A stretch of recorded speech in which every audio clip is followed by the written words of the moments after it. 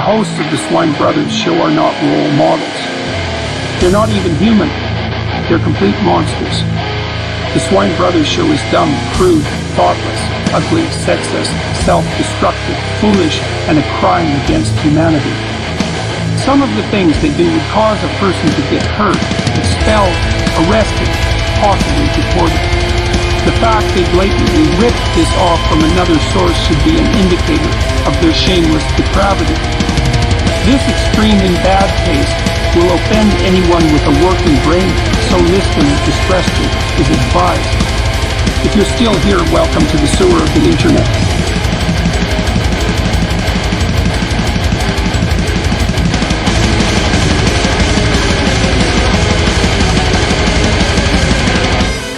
I just love destroying all hope in my enemy's mind. Welcome to the Swine Brothers Show, episode 184. Wow, 184. We're almost at 200, and they said it wouldn't last 10. You can get in contact with us at cosmicgodsdie@gmail.com, and Facebook is facebook.com/swinebrothers or swinebros666 to search for us. And I am your host, Ellie Lindemood. I'm Jim the Seeing Eye Mutant, and this is our fucking 4th of July special, and we're going to be ultra patriotic this time. 4th of July special, and do your patriotic duty and like, comment, subscribe, and share to our episodes. Be certain to prove your scumbaggery by commenting down below, because trust me, you'll rather live in the gutter than be part of polite society. Yes, so Jim, what's on the menu? No, I just started, you know. That low-down, double-dealing, backstabbing, larcenous, perverted, pedophilic thing that just is filled with social climbers to the hilt, known as polite society. We just need to abandon it. Not destroy it, because destroying it would martyr them. We don't want them to be martyrs. We want them to be forgotten. Yes. I mean, just destroying it sounds good, but yeah, they would be martyrs. So you have to sacrifice your bloodlust for once. Yes, and just go off and do your own thing. And of course, I know people cry because that's where all the good jobs are, because, you know, all this. But the main thing you have to understand, polite society is not polite. It does lie, it steals, it backstabs, it's fucking filled with pedophiles and perverts. Fucking the social, and the whole thing is, you have to be flawless, or else they're going to use you as yet another corpse to climb the ladder. And then you see it all the time with the different hashtag campaigns, the different fucking hate mobs showing up, even riots once again. And no one's actually that polite. I mean, there's a huge double standard involved. Well, the first lie is the mask you put on to pretend to be part of it. And pretend to be happy as well. Mm-hmm. But, you know, it's Stepford Smilers. And all you do is sit there and imbibe, you know, all the damn random bullshit to prove you're part of the group. Meanwhile, being miserable the whole time. But you're pretending you're enjoying it so that you can get that piece of something you think you want, but you don't really need. You can get that new BMW. Mm-hmm. Or that prestigious job that can make you look like top shit, even though you're just yet another corporate slave. Where you get piss tested. Yay. Well, even if you don't even have to be piss tested. It's just such a hollow place to be. And then you wake up one morning and realize that you've wasted your life. I know. I flirted with that while I was married. Because I wanted to set a good example for my kids and all this, and I started on the path of selling out. And then after I lost everything, I realized if I wouldn't have sold out that much, I would have maintained enough to not trust the government, to not trust bureaucracy, to not trust big business or any of that shit. And I would have been able to at least make certain I have rights to my kids. Instead of, like, you know, everything that played out the way it did. Always, I mean, yeah, that's why whenever I get into the, wow, I think I'm growing old thing, you always told me not to, you know, not to totally sell out or don't forget who you are, basically. Don't forget who you are. You're a fuck up. We're all fuck ups. Even Remember all your fuck ups.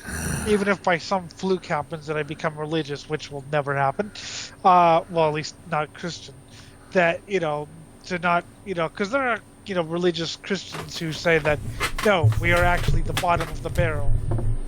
Mm-hmm. Those ones are the more interesting ones. Oh, yeah. I mean, that's what I liked about it. It's like, oh, yeah, guess what? I'm a fucking sinner. You want to know what I've did? Dear God. Oh, yeah, there's people that's done worse than me, much worse than me, but, I shoplifted a mall into becoming a Walmart. I sold drugs out of my dad's attic. As opposed to the prosperity gospel where even if you were a drug dealer, once you're saved by the Lord, you're perfect because you're a vessel for the Lord. You're a vessel for God. And the whole point in accepting that you're a sinner is accepting that you will fuck up. And the reason you remember your fuck-ups is not to beat yourself up over them. Never beat yourself up for fucking up. I know it happens from time to time, but don't do it. Okay? Just do your best not to, because that's the whole point of remembering them, is to do your best not to do the things that you didn't like doing. Or the things that you later thought of, look back on, think were wrong, Like me and my excuse for shoplifting a mall into fucking becoming a Walmart. I was sticking it to the big guys, not realizing how many mom and pop stores I was stealing from at the fucking mall. Because you're at the mall, you had to be a giant evil corporation. Yeah, and that's not even counting, the number of, employees I fucking displaced as, my shoplifting caused stores to close shop. Well, that's what I thought. I thought as a kid, the malls, as you said, you have to be an evil corporation. Even the little book kiosks or whatever, which nobody seems to go to. Mm-hmm. And the whole thing is, whenever I say join the gutter, that's not saying, oh, become a drug dealer. Yes, that's an option. Being as scumbag as you can is an option.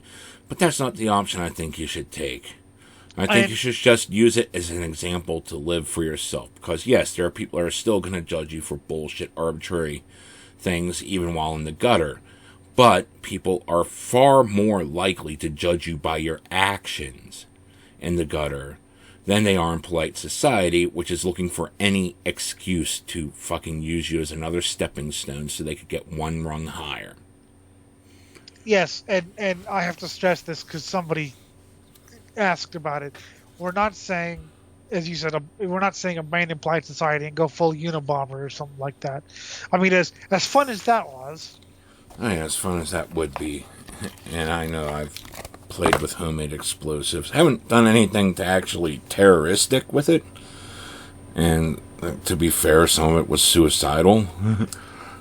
But I mean, this is what you get whenever you actually understand enough chemistry to do it, but you don't understand enough about proper safety to do it right. I mean, as fun as that is, and as fun as his story is, the two people he killed became martyrs. Mm-hmm. And, he was trying to destroy... Not me, this is the fucking Unabomber. He was... Yeah, no, Jim has not killed anyone to my knowledge. I haven't. I haven't done anything that doesn't have a statute of limitations. That's why I talk about all my crimes now. The statute of limitations has run out. I can safely talk about all the shit I did because it was all petty shit. Yes. Ted Kaczynski's whole MO was to destroy technology and bring us back to the primitive age. Yay. Oh, God, I can't believe... Utopian thinkers are a fucking curse. Yes, we should always strive to be better, but to actually think that to actually believe in a path, a one true way, you're either following a religion which has spent thousands of years being degraded into something that's just loosely followed these days in the West. You're far more likely to find strict adherence, out in the Middle East.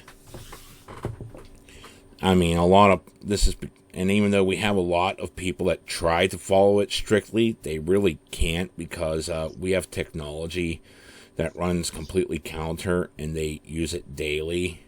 So it's always just this loose, unless you're Westboro Baptist Church, similar level there.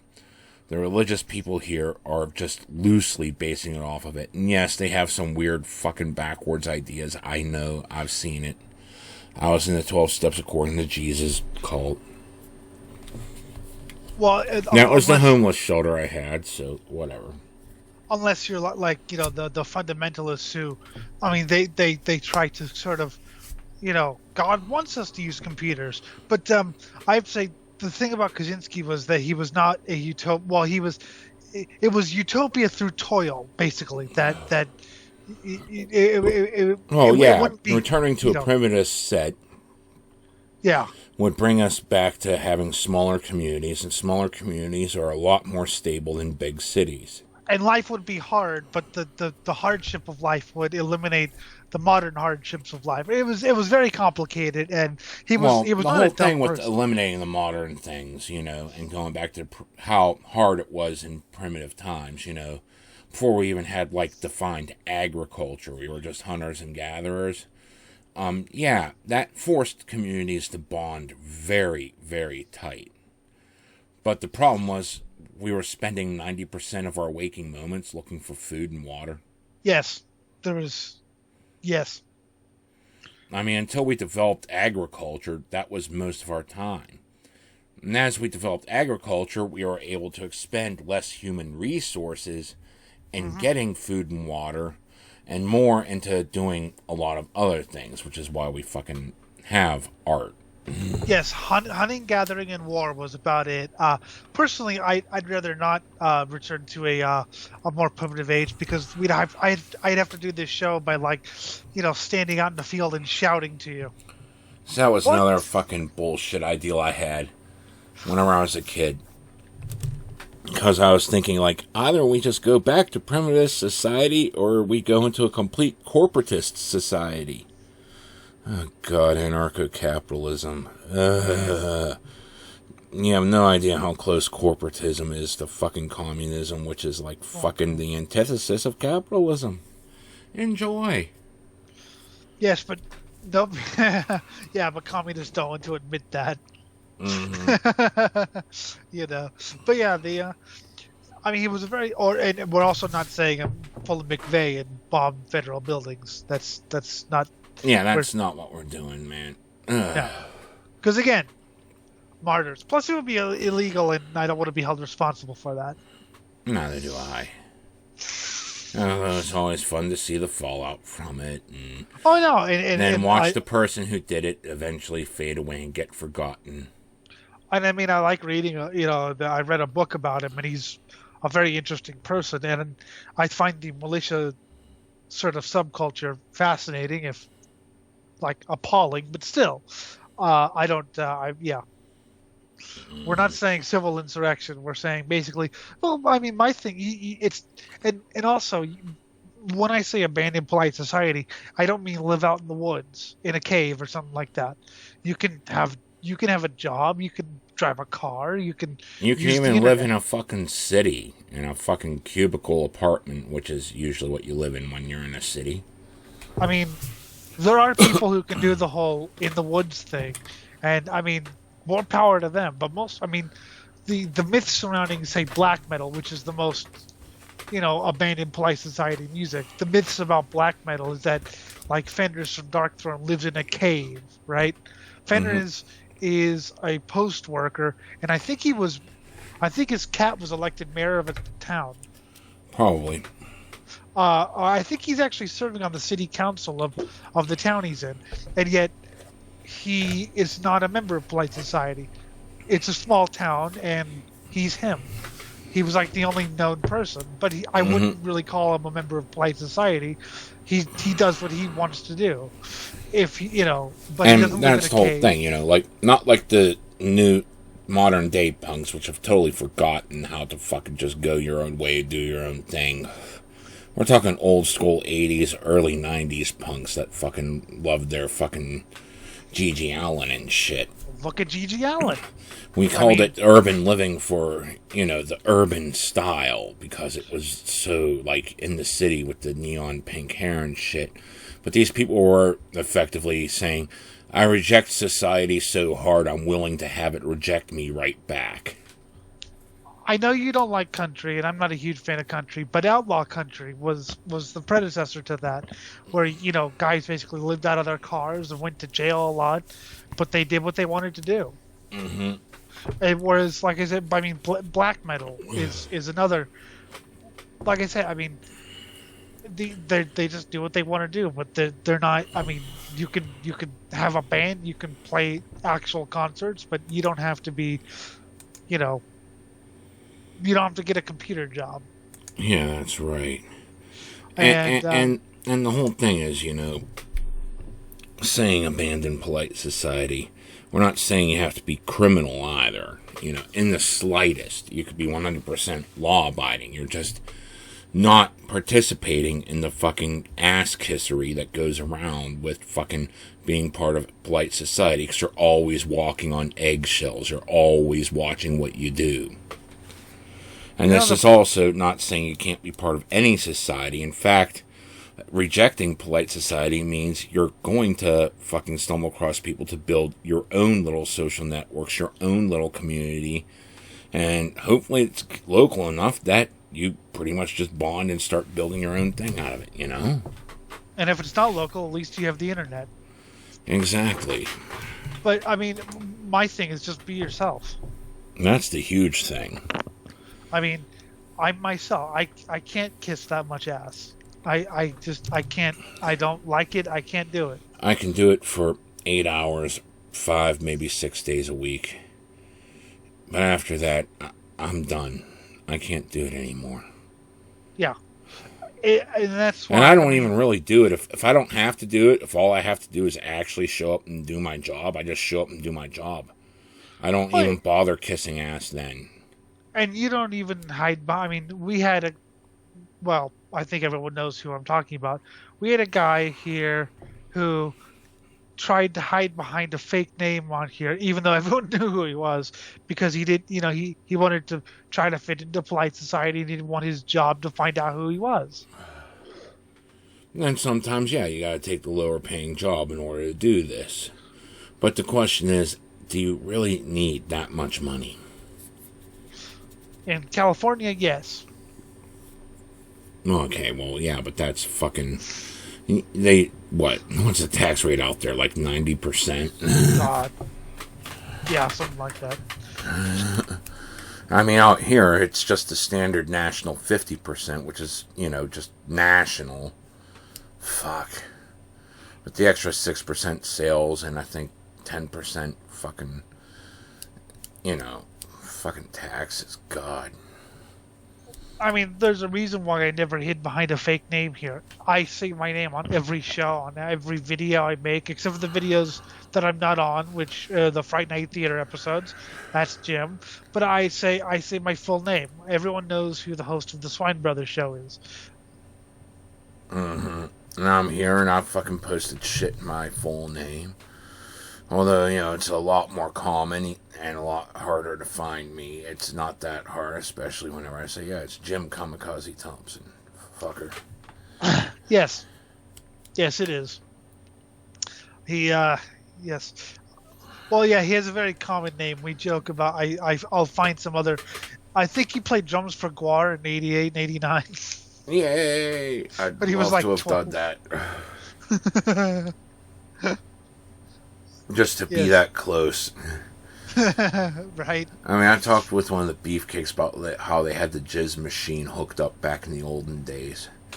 And there was a bunch of fucking fire extinguishers hooked up to an air compressor. Mm-hmm. I talked to Dave through email about how he's like, yeah, we have this huge tank that looks like a jet engine, which has all the blood at the backstage. And so that was fascinating. And he was saying that in the old days, just be like a bottle of water you'd squish under your arm. But yeah, So yeah, I mean, we don't try to hide behind her. You know, I know a couple of people who did, and I respect that. I'm not gonna. This is but they don't want to be. You know. Yeah, well, I understand not wanting to lose your job. Yes. I'm just asking you to question whether it's the right job for you. Yeah.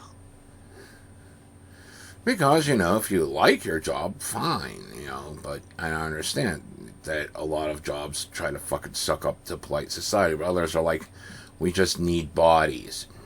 We don't care.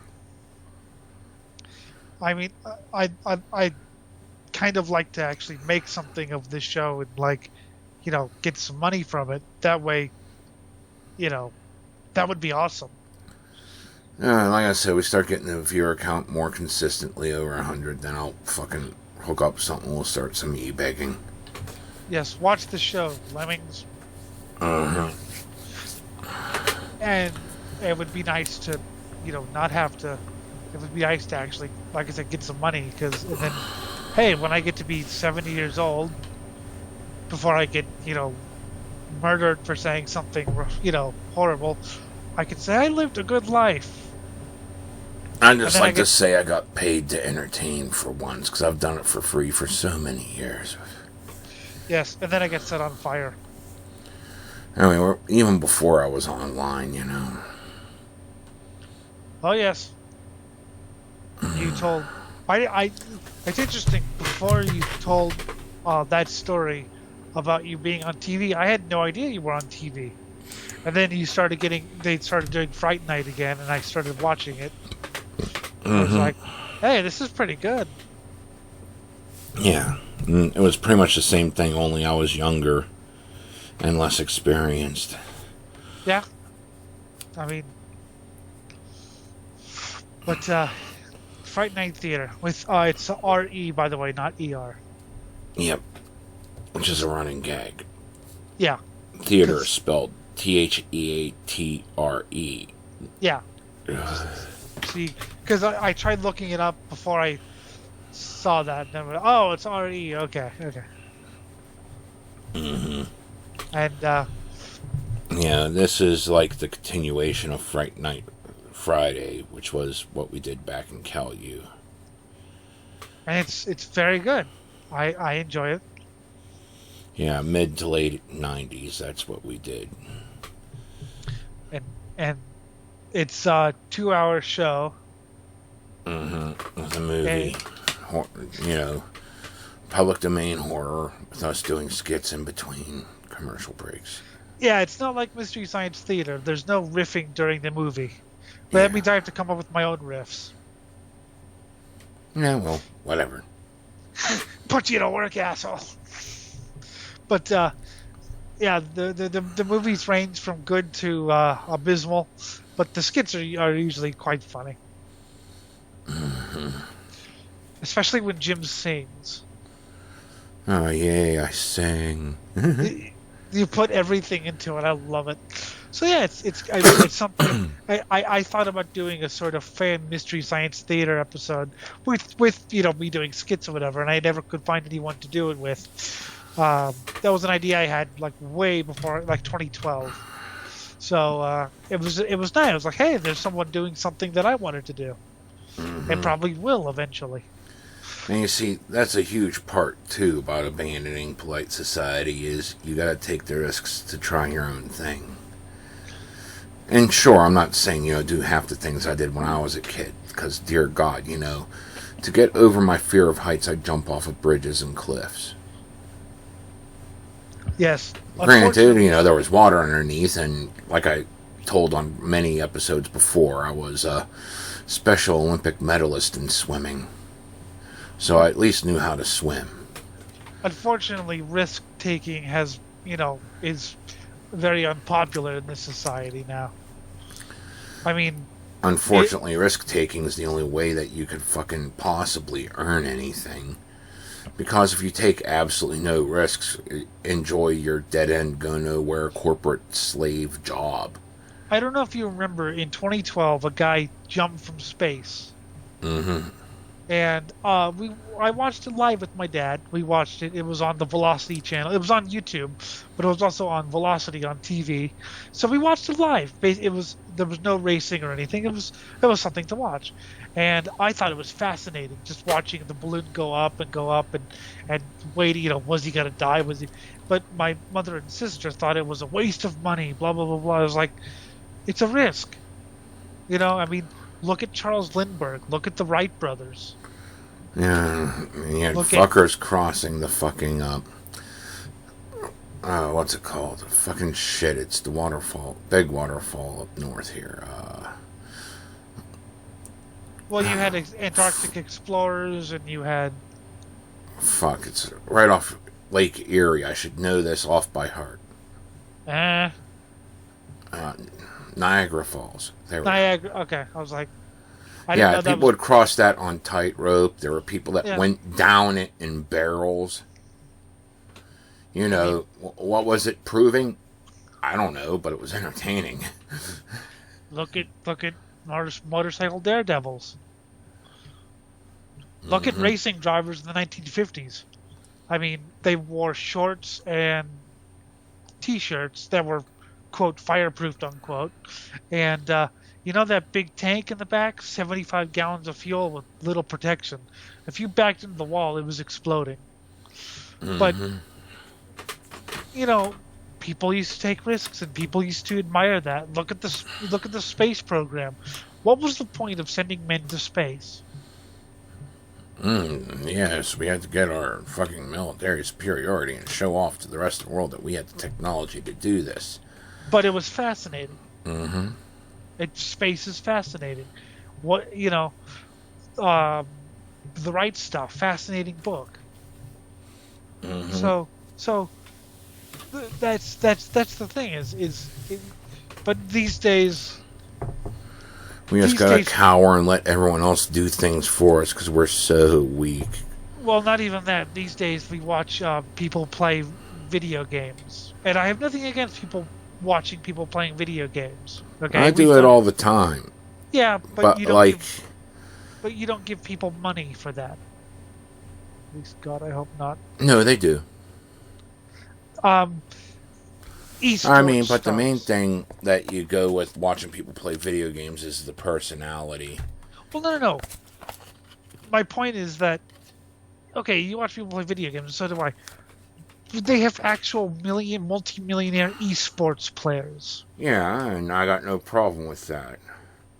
But then you have, like, the Kardashians.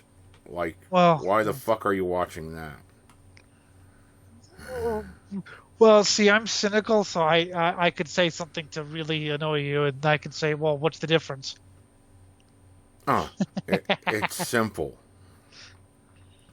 Someone's actually doing something versus someone being famous for being famous. Well, yeah, no, Someone's using their personality and skills, regardless of how mediocre, to dear God level, to fucking try to get themselves out there, versus people that are like, hi, I'm famous because, well, I'm famous, and people decided to push me there. I know. And look at all the fucking trashy things I do. But my point is that, people would rather watch esports than watch people take risks. And I have no problem. I watch a little bit of e-racing or whatever, but I'd rather see someone actually really race. Why? E-football. Okay.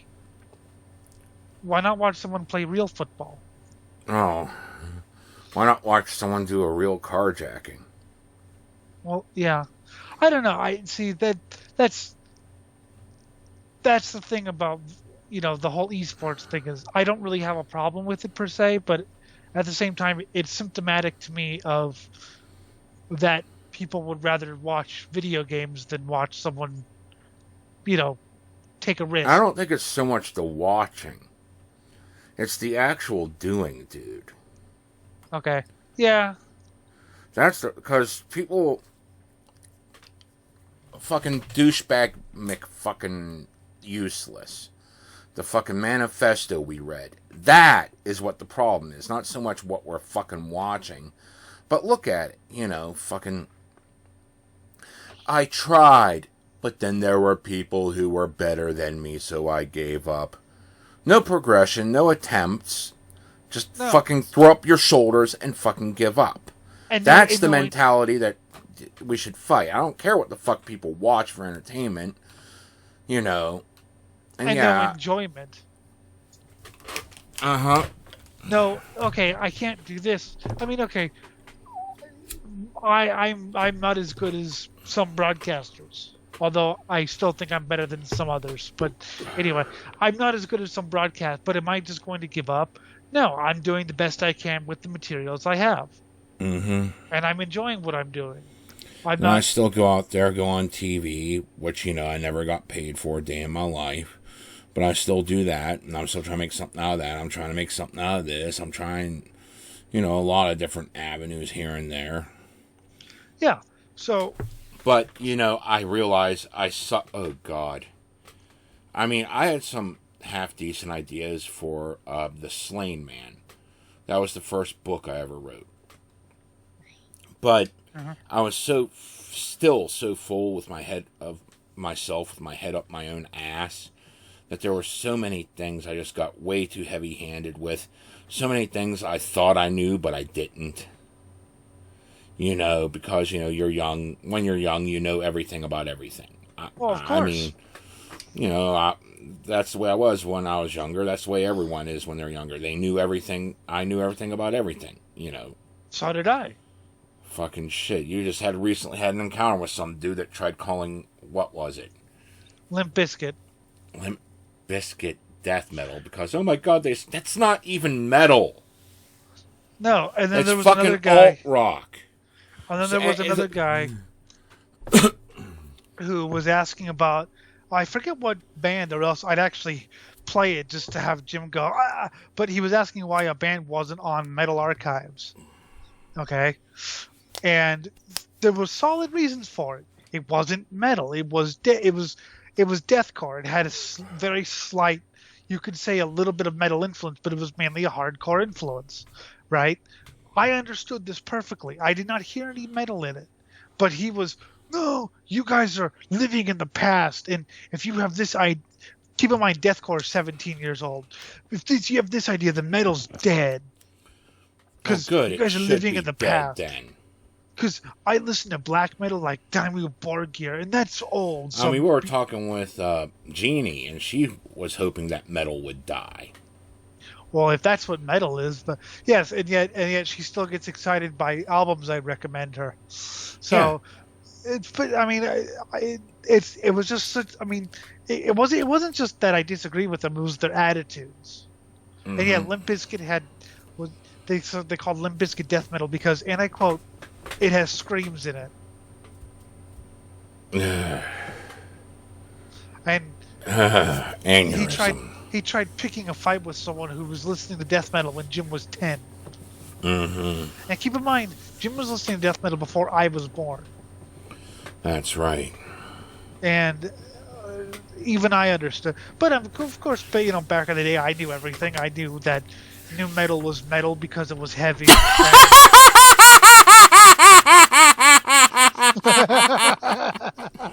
New metal's metal because it's got metal in the name. Fuck no, that's a fucking corporate sham. Metalcore was metal because it was, you know, because it was heavy and it was called metal. Oh, God. The shit we buy into whenever we're kids. The shit we buy into, yeah. Well, I had no other... And people were telling me how much of an idiot I was, and no, you're wrong. One of the examples I like to put out there, okay, there is a track that came off of Castlevania 3, and it's been through the series for a while. Yeah, but I say the Castlevania 3 NES Famicom version, okay, the 8-bit thing, is 100 times more metal than anyone claiming that they have a metal cover of it. Why? Because there's a scaling portion of it that plays in the background. It creates a bit of conflict with the main fucking riff. That's what's in the 8-bit. everyone focuses on just the main riff, and they don't even bother with the scaling, which is what creates the conflict, which makes the 8-bit metal, and everyone else is just hard rock. Mm-hmm. But they call it a metal cover because, oh wow, look, I'm using a distorted guitar. Dude, yeah. It takes more than a heavily distorted guitar to be metal. It takes actually having some intricacy in the damn thing. It takes more than being heavy to be metal. I mean, that's the entire reason why we got power chords to simplify things so we could pull off more complex techniques. I mean, Korn's first album is heavy. Is it metal? No. Is it good? Some people like it. Some people who even like death metal like it. I don't. Although I find Jonathan Davis crying about his daddy for 8 minutes to be a little bit much. But it is heavy. So you don't even metal. It's kind of hard to define what metal is, but you can hear it. Yes, once you start going down the rabbit hole. And yeah, I'll admit, there was a time whenever I bought into, wow, it's got distorted guitars, it's got to be metal. Well, then as I listened, I realized, no, that wasn't metal.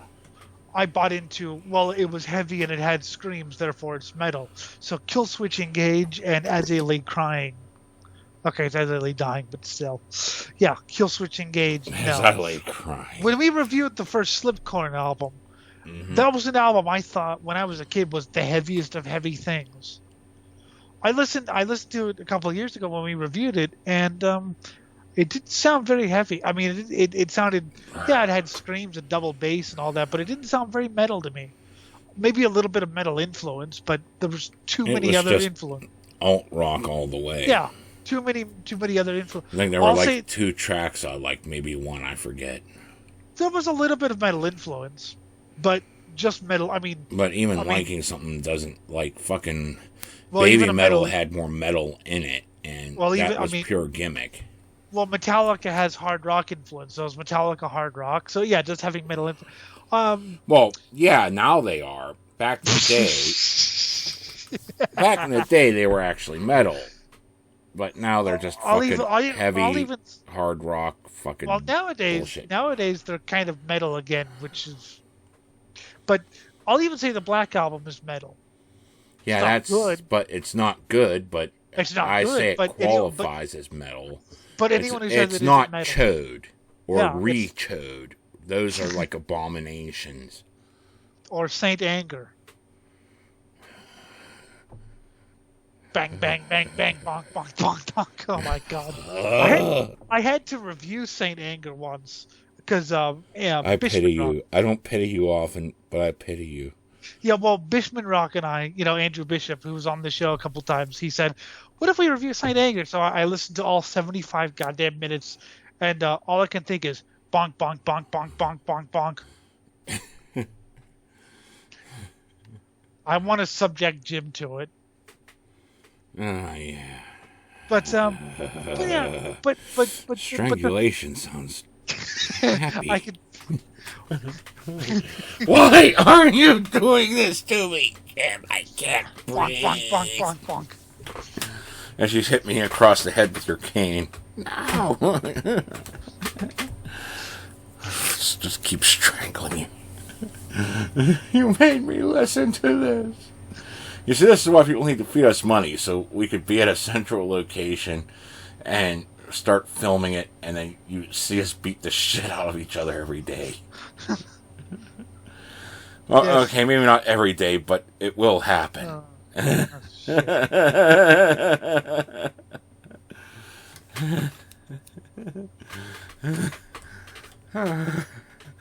All right, Elliot, it's time for your daily immolation. What? You're on fire again. Hello? Hello? Yep. Okay, you ducked out. I didn't hear you. Are we still recording? Yeah, we're still recording. Okay. I just didn't hear you. Yeah, well, your internet crapped out. Oh, it did. Well, I said I wanted to emulate you. Yeah, and then I heard the Skype thing going boop boop. So lovely. Sorry. Anyway, so what the point is, when I was a kid, I even defended Rechode.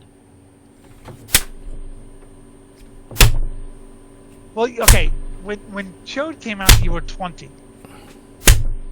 Okay. When Chode came out, you were 20. Yeah. So you knew a little bit better. Yeah. Like I said, when Chode came out, I consider it one of the most important albums that I ever listened to. But the reason it's important is it was the very first album I sold because, dear God, could a band fucking just go and do complete shit and sell out everything within a heartbeat. And I had to realize that a band I love could turn into complete shit in an instant. Mm-hmm.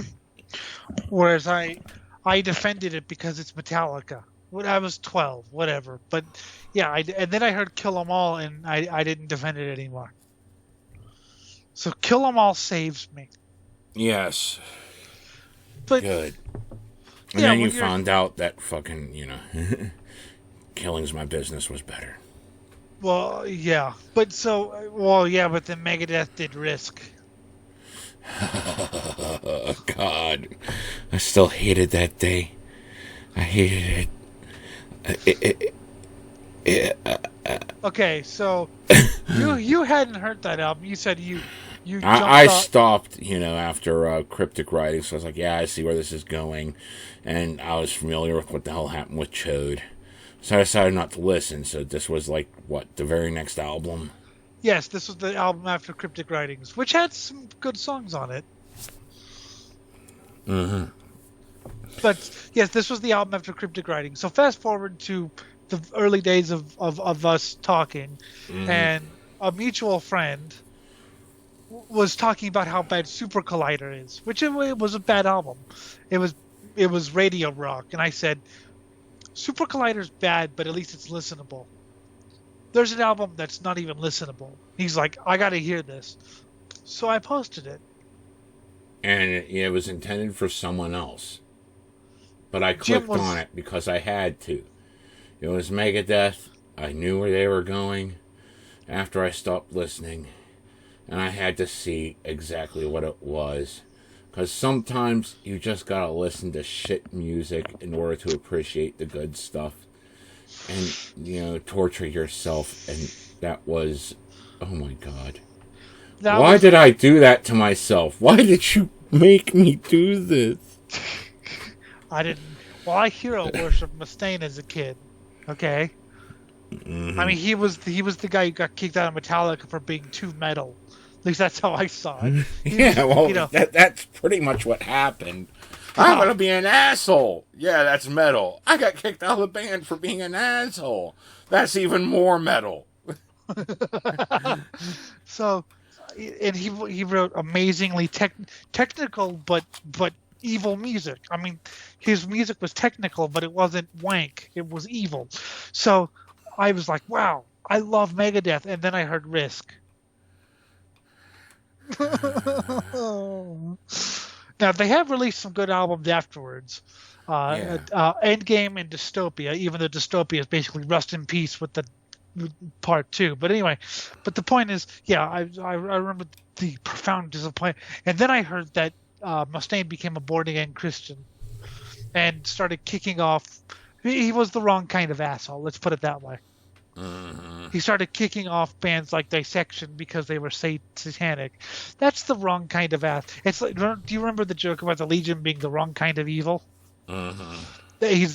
Mustaine was the wrong kind of asshole. But yeah, I mean that was metal. Legion was the wrong kind of evil. I don't know what the hell. You're snobbish and doing this for the betterment of society instead of because it's fun. Therefore, Caesar salad.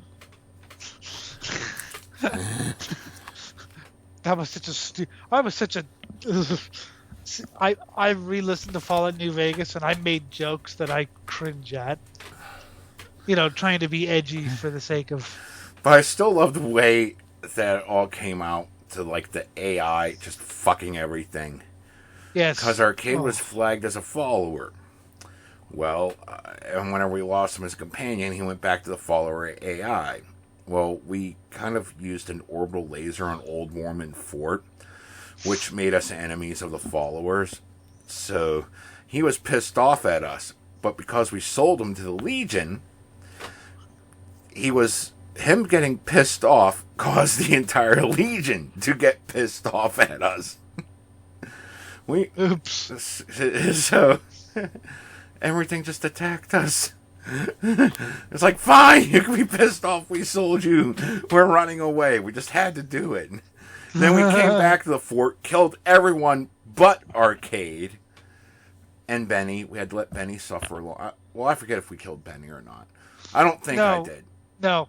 We let him suffer. Yeah, so he was crucified. Arcade could have left at any point in time. There was no one restraining him. He decided to stay as a slave to prove a point.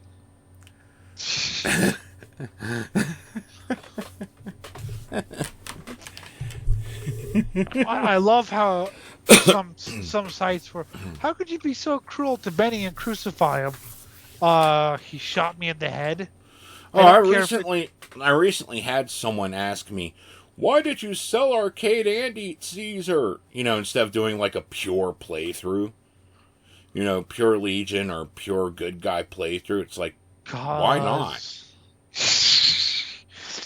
Why not? Because it was fun? It was fun. And besides, he was Intelligence 1, Charisma 1. Do you think he's going to have the best formed plans? No. He's a moron. But the whole thing the main thing was I made it a point, because this is what a Intelligence 1 character would do. I made it a point that he would follow Caesar's command to destroy all the Securitrons. But knowing that we would eventually go independent because our choices would make us do so.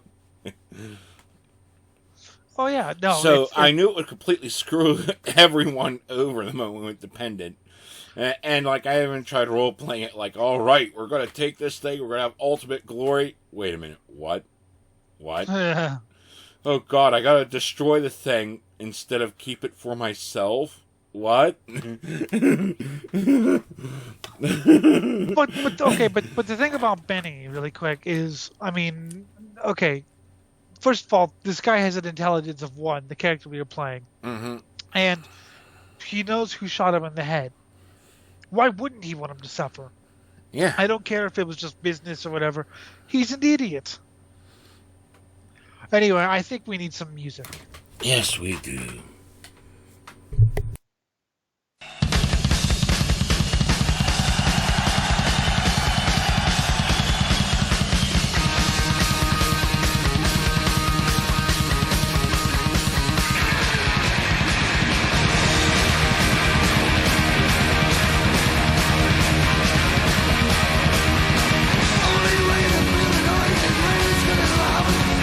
So good I can't believe it, screaming with the crowd.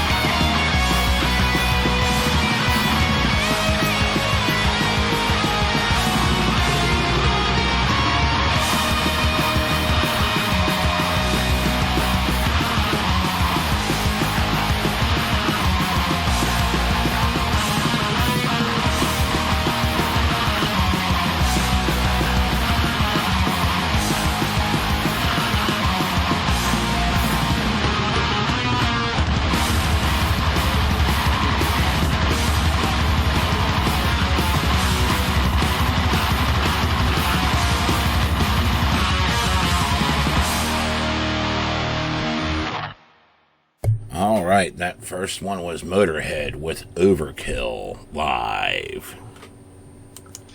from the No Sleep Till Hammersmith album. I'm sure I've told Jim about it constantly. There's a 40th anniversary reissue out there. Includes the original album remastered, i.e. they just cranked the bass up even louder, and 3 CDs of 3 concerts recorded for that No Sleep Till Hammersmith album. Is 4 hours of Motorhead too much? I don't think so. No. The second one was Bone Hunter with Black Magic M16. From the Dark Blood Reincarnation System album, which is due out August 20th, I think, on Hell's Headbangers Records. Good, great label. Great guys. And the cover of that album has been explained to me. Yes. Good. Well, Bone Hunter.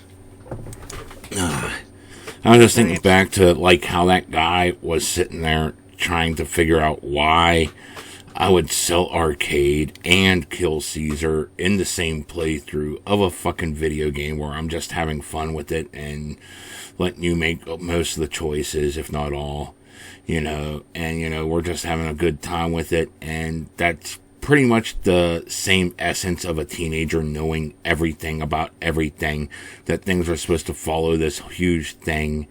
And it just made me think of that conversation we had short before getting on air about how you were when I first met you. Okay. You describe me first, and I'll fill in any gaps that you may. When 2015. Oh, God. Oh. Shortly after my 21st birthday. In short, you were still a kid. you were still stuck in the teenage thing, which, yeah, I stuck with that well up into, like, my mid-20s. So, I could see that, but then you were also this raging atheist. Oh, my God. I mean, I would, like, listen to, the Thinking Atheist and atheist shows, and I would, like, quote atheist authors, or... Mm-hmm. And I would have everything paranormal, rather than just enjoying a good story, it had to be debunked. Mm-hmm.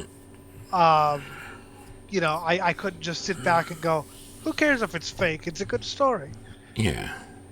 I was a raging atheist, almost anti-theist. I thought everything religious was, It's the cause of all war, and it's stupid, and it's childish, and blah, blah, blah. Not realizing, but it also had a purpose in society. Even if you totally remove God from the equation, the belief in God actually had served a purpose in helping us bond, especially whenever we started to remove religion from politics. Whenever we started to have separation of church and state, it served to bind communities without the need of a government telling us what our common shared things were. We had something independent of it to inform us what our common shared things were. But at the same time, I was also very naive. Mm-hmm. Which is what, fucking, I remember... I mean, this is before I had access to the internet. I had access to libraries where I could get anything in the Library of Congress, shipped to the damn library to read it. So I had easy access to all the knowledge. And I knew everything about everything, and I was so much smarter than my parents. The fact that I scored so high on my damn fucking IQ test inside the loony bin didn't help matters. But, I didn't realize, me being the smartiste was, fucking actually hampering my learning experience, because you need to be fallible and make the mistakes and realize, that you don't know everything about everything in order to learn. But that's contrary to what youth is, because youth had just learned all this shit, especially, if through the school system, and now you're, all-knowing, all-seeing, and you have all the ideas that could save the planet because you're the future, and you're going to have this thing at one point, and now you just gotta, oh God, what the fuck did I do with it? And then you, one day, wake up and realize you destroyed everything that you held value to. And the whole thing about being a kid is, if you come to the conclusion that there is no God or you don't believe, it's very, you get very smug about it. Mm-hmm. Kids are always fucking smug about knowing everything about everything. I was there. I did it myself. Yep. I was very, I know how the world should run, but I also, when you told me how things were, I remember the first Metalgate episode. I was like, things can't be that bad. Come on. I remember when this stuff was being, addressed, and it was considered, an art project because it was way too absolutist to be real. See, I remember whenever we used to have TV shows mocking the very feminists, the very type of feminists that now have them, had the megaphone before even worse ones took it from them. We used to mock those types for being like having their heads stuck too far up their ass. Yes, Duckman did it. Mm-hmm. But now we can't do that, and we let even worse ones get the megaphone, then even worse ones. And it's like, okay, so it's just swinging way too far in this direction. And it's going to be hilarious as it swings back. I mean, you could assuming we still have a civilization, because we could collapse in the meantime. But hey, that's just the nature of things. Societies collapse all the time. See, I think you could still do it, but you'd have to. I mean, you'd be under the microscope if you even tried. Because there are people who still mock it, but then they're labeled as right wing, even if they're not right wing. Oh yeah, I've heard pure socialist types fucking mock the modern day feminists, and they get called. And I also call it a bunch of mental gymnastics as they do it, because it doesn't seem like they're being 100% genuine. They see a problem, but they don't know how to attack it. Meanwhile, the right sees the problem, knows how to attack it, but doesn't. And then they also have their own stupidity to attack it with as well. So it's like, are we going to listen to the idiots or those that actually have an argument? And that comes from all sides, because you also got the ones that, like, on the left that actually know how to critique it and critique it well, versus those that want to critique it but have no concept how, because critiquing it sells out half of their supposed morality. Yes, and now they're afraid to critique it because they don't want to be, stoned to death. Which is why I say abandon polite society even more, because it doesn't matter if the left or right's in charge. You're going to come to this point where you're going to have to sell out yourself in order to move ahead. Yes. Whereas if you're a scumbag, you can roll the punches and adapt as new information comes in. You can be wrong. And that's the clincher here. You need to be wrong in order to learn. Yes. And polite society will not let you be wrong ever. So you learn nothing as long as you're part of polite society. Unless, the only way you can be wrong is if you're being, called out for it. Or you're doing it ironically. God. Yeah, do you remember? Am I the only one who listens to it unironically? I mean, I guess you could even say we watch stuff ironically, as in we watch stuff to laugh at or whatever, but just using ironic in that context. It's not even ironic. We're watching it to mock it. We're having a purpose for watching it. It's like me listening to Risk. I had to hear shit music. Just because, it had to seal the fate of saying, yeah, I was right to duck out when I did. Mm-hmm. But yeah, doing stuff ironically because it just sounds so pretentious. God, and as we all know, fucking teenagers are the kings and queens of all pretension. Yeah, but these people God, because I was there. I was there. I did it myself. God. So was I. I did it too. And then, God, I was horrible back then. God, and the sophistry. Oh, God, the sophistry I committed. Fuck. That's what it's like to know everything about everything. Yep. And, no one could tell you were wrong. Mm-hmm. And no one could tell me I was wrong because I wasn't wrong, even if I was wrong. Mm-hmm. And, back when we first met, I was still in that mindset and I knew everything. And, There was a part of I forget which age I was. I was young. But for some reason, I thought, building up some ideal society where the moment you turn 18, it was celebrated by a huge gangbang orgy. And then, you went off and then could figure out what you wanted to do with your partner and who you wanted as a partner and all that. And could do things monogamously. But you had to start off life at the age of 18 already having one huge orgy. And I have no idea. I forget what purpose this served. I had a huge, pretentious, as all fuck reasoning behind why this had to happen. And I totally forget it now. And, I'm certain that there was a really good idea behind it. But the funnier thing is, I look at it now with me having forgotten the idea behind why. Is that eventually, over the years, people would reduce it to ritual where people would forget why it was done, and therefore it would no longer serve the same purpose that it was intended for. Yeah. I didn't realize that because I was so headstrong, knowing everything about everything. I just thought that, if I ran the world, I would know what to do. Which is why, I'm sorry, I can't take that 12-year-old Swedish girl very seriously because I can't take a 12-year-old seriously.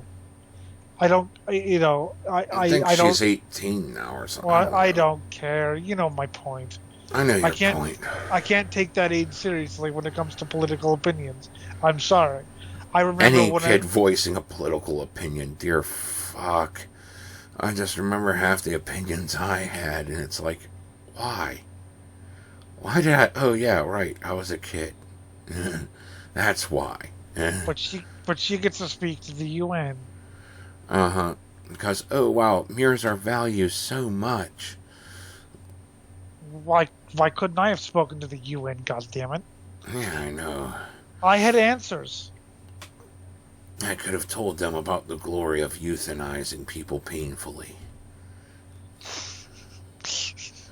No, well, yeah, but you had the wrong answers. I knew how people were going to live in peace. Well, that was part of how to make people live in peace. You had to exterminate 90% of the human population. And this is recognizing that 98% would assure the best homogeny that would have a greater success at society, but you needed the dumb people to do the fucking work no one else wanted to, so I had to drop it down to just 90% instead of 98%. Well, that's a shame that you never got your day in the sun. I know.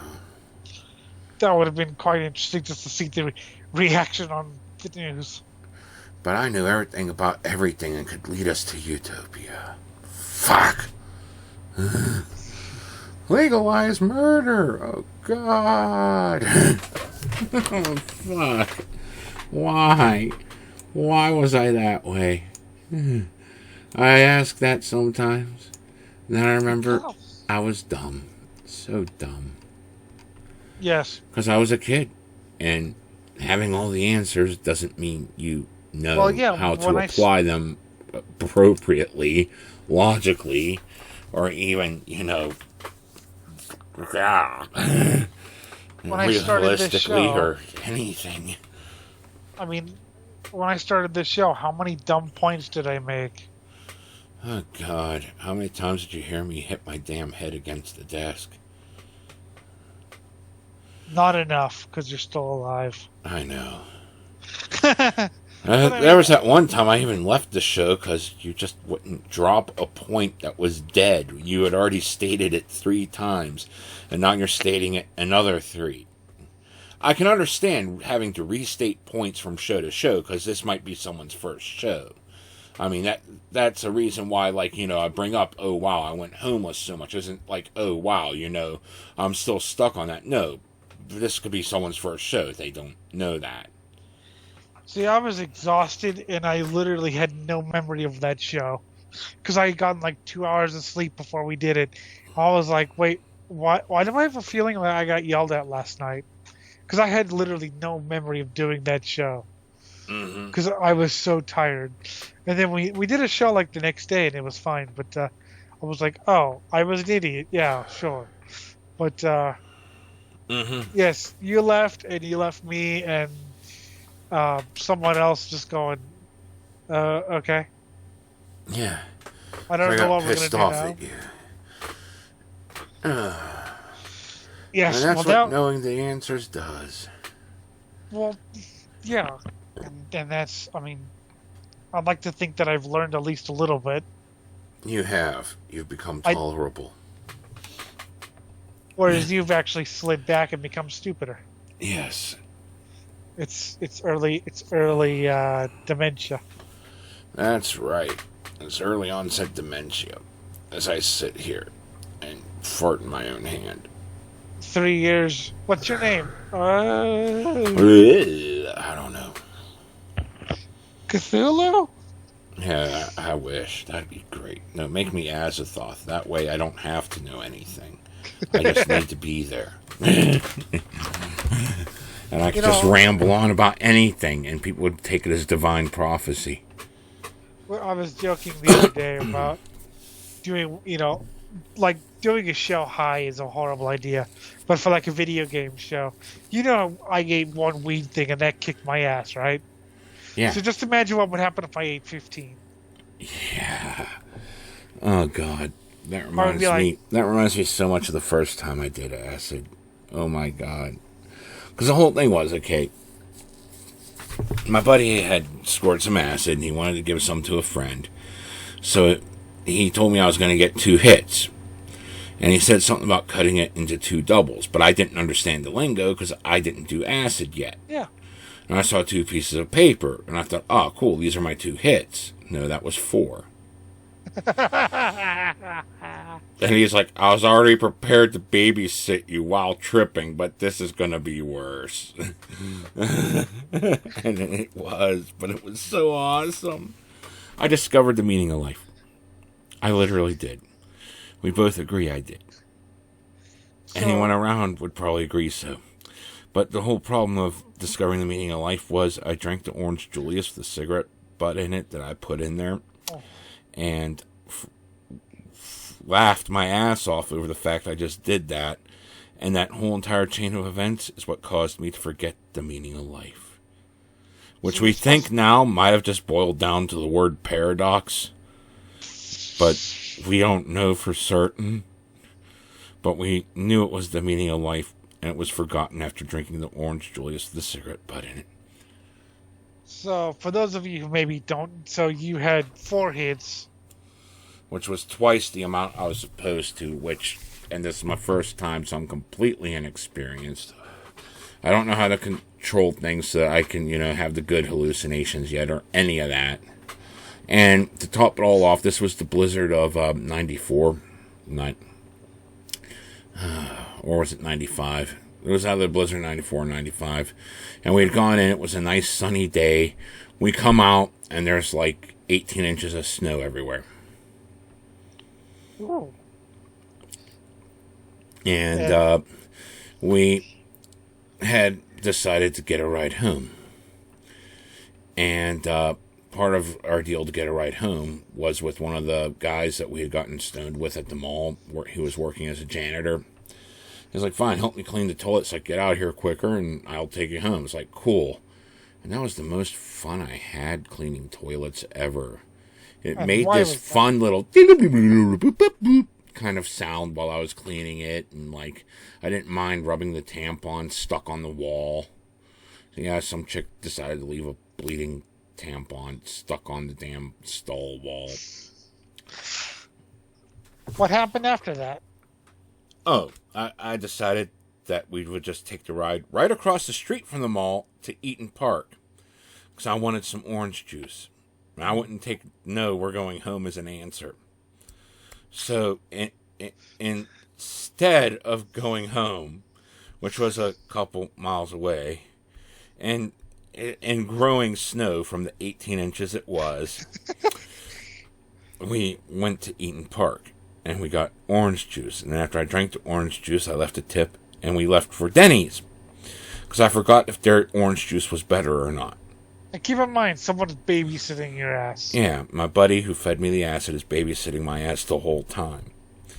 So I drank a whole pair of fucking orange juice at fucking Denny's. And then I was like, wait a minute, I think Eaton Park's was better. So we go back to Eaton Park. How much is your friend sighing at this point?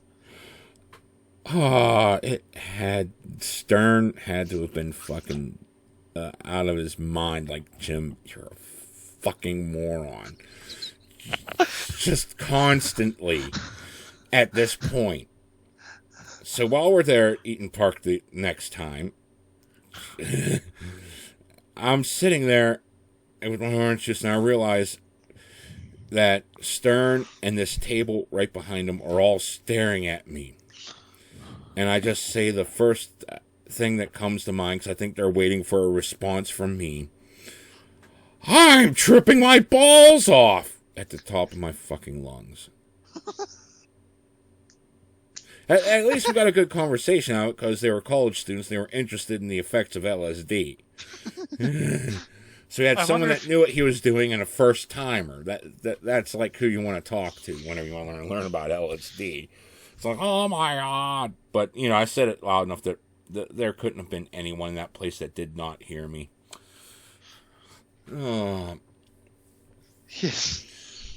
And I have to also explain that the hallucinations were like computer-generated images eating geometric shapes that were just floating in mid-air, and like other crazy delusions that are beyond the description of words.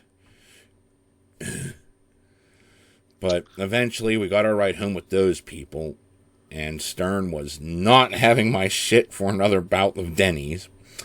Because we needed a ride home, and we finally scored one again. Got dropped off at his mom's pad, and I remember playing Legend of Zelda: Link to the Past on the Super Nintendo until I passed out, and it was like the most amazing game ever.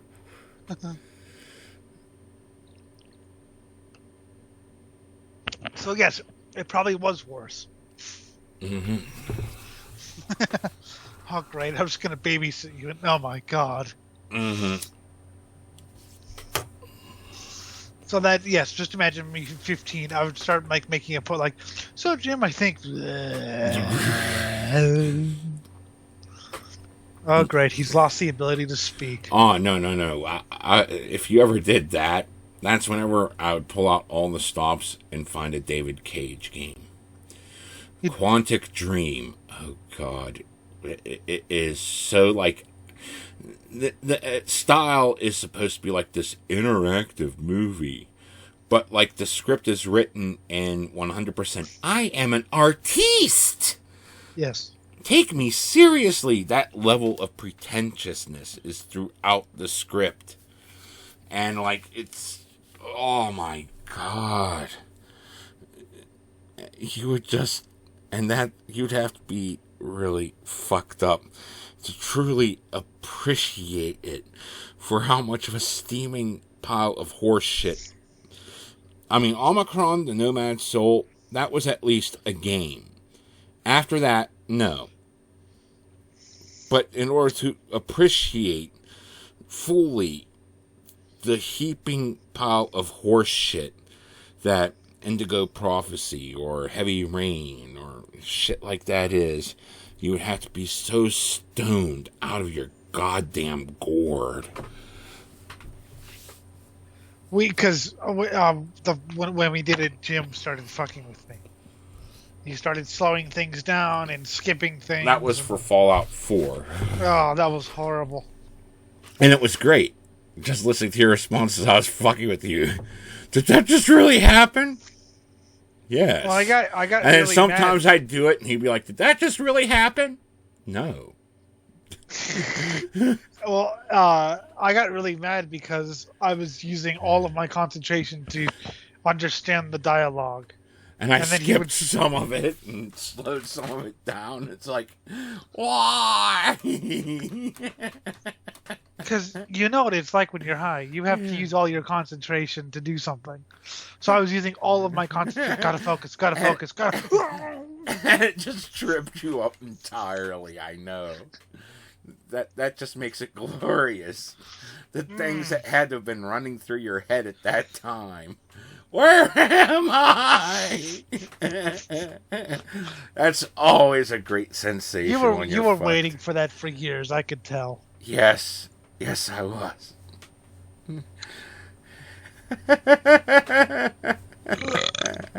That's what I have to say to you. Yeah, but you don't understand. It made me relive a moment from my 20s when I did that with people all the time. Even when I was tripping, I would fuck with them that hard.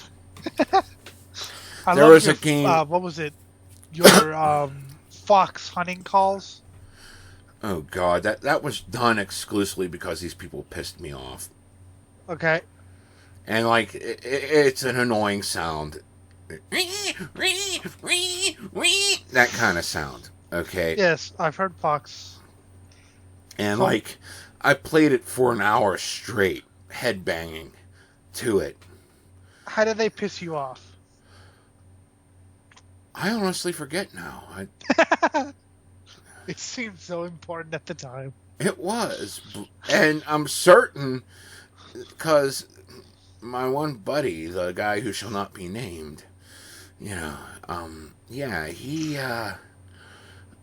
wouldn't have totally agreed with this if they didn't do something that wasn't 100% worth the torture and torment. So whatever it was annoying, and so he headbanging to it for an hour. Meanwhile, I'm sure people on drugs are going, "Oh my God!" Or like, and there would be explosions and shit, and I'd just be like, "Whoa!" I mean, I was having the time of my life. I had never enjoyed Fallout 4 so much. Jim has to like dig and pry to find anything enjoyable. All I needed was 10 milligrams of pot. Yeah. And I was happy. Anyway, I think some more music is in order. Oh, yes. Let's go on with my old school teenage plans for Utopia. Okay.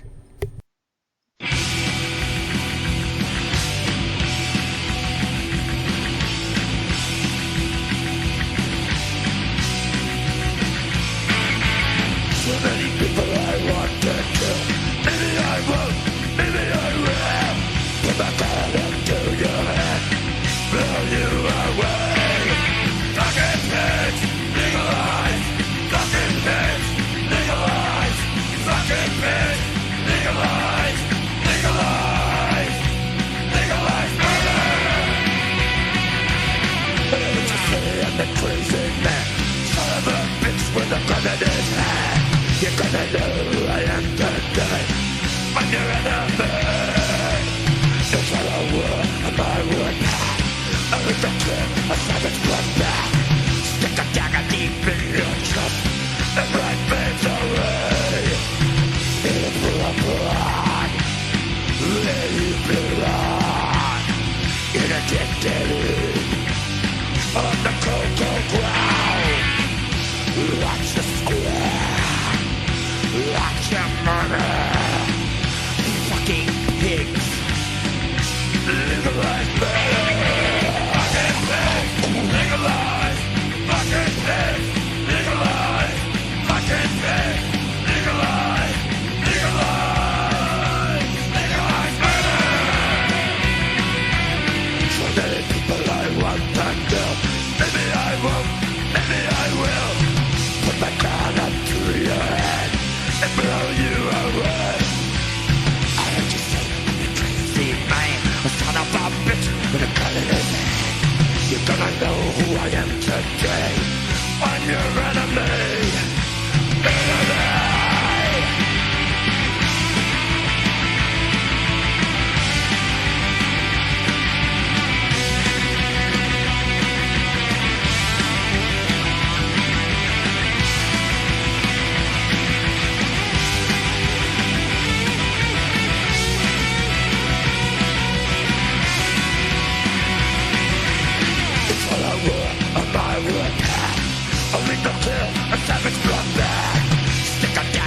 in your chest and right fades away. In a pool of permanent below, in a heap of the cold ground. Watch you scream, watch you murder. Back to bed, legalize murder.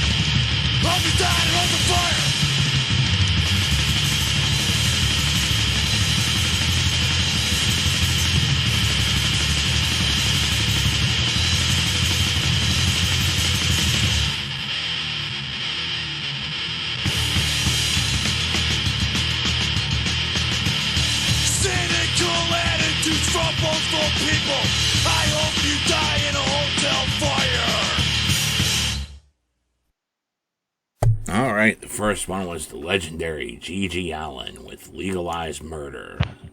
From the Brutality and Bloodshed for All album, one of my personal favorite of G.G.'s extensive discography. And the second one was Righteous Pigs with I Hope You Die in a Hotel Fire. From the Live and Learn album. That's Mitch Harris's first band before he joined Napalm Death. Tim Milker called it an underrated classic, and I have to agree. Oh, man.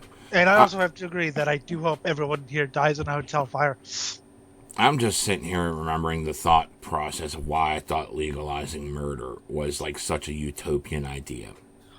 Before you do that, daily episode reminder: if you like the music we play, please support the bands. Anyway, continue.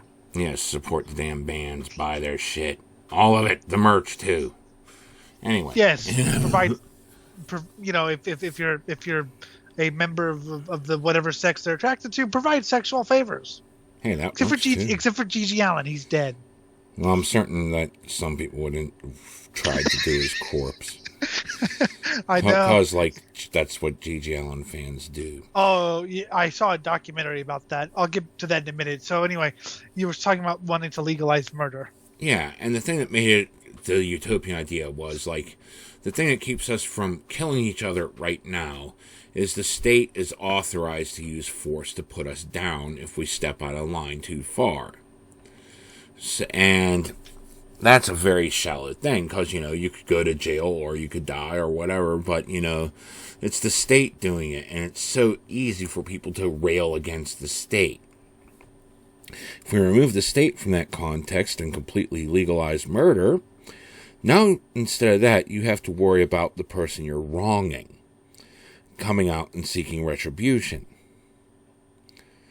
Well, yes. Let's just say they're not a fucking someone well respected in the community, and thus able to rally the community behind them, and thus, whatever you do to try to, get away with it, you're just permitted to be executed by them, and no one cares and everyone celebrates.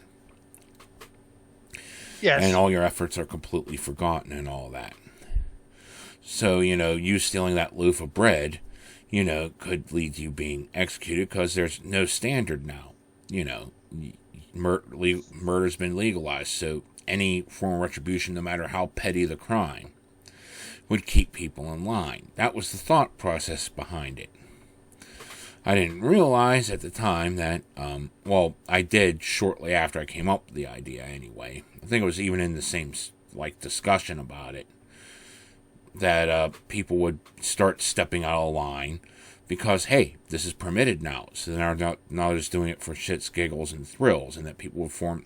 And the other thing was that with it legal now, people would form gangs in order to instill their own set of laws. I've said this about 5,000 And eventually, times. people would be terrified of the fact that there's nothing protecting them from murder. And these thugs out there saying, hey, we'll protect you from murder, would actually form their own government. I've said this about 1,000 times, but you need to read the How to Survive in Hell story, because it's actually similar to what you were talking about. Yeah, but what if you do what George Carlin said?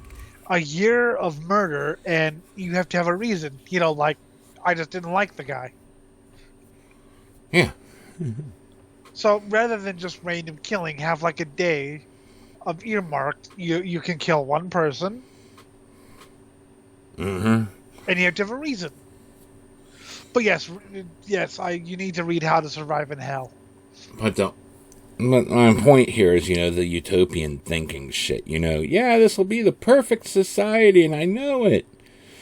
And the huge glaring flaws there. And the more control you give, because I was trying to take away all control, and yeah, that would all collapse.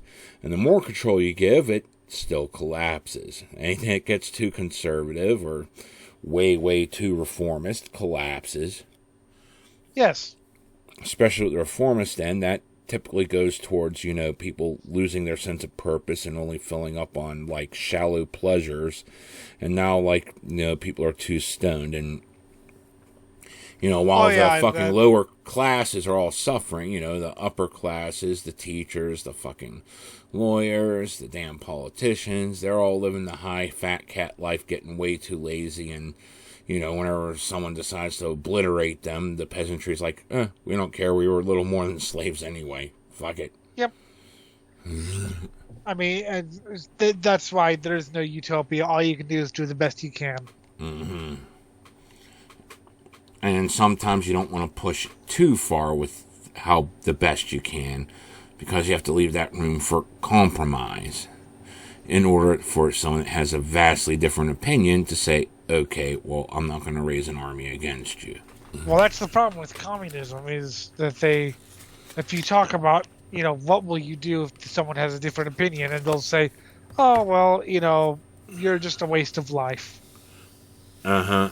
So you're going to kill people who have different opinions because they have different opinions. Yeah. That's so inclusive of you. That's just as inclusive as, like, the conservatives who would just go out and say, you should go to church, or I'm going to fucking put a bullet in your head, and we're going to build more churches to solve this problem. well, Which has caused fucking societies to fall whenever they did, rampant fucking shrine building as opposed to solving problems, because the gods will save us. Yeah.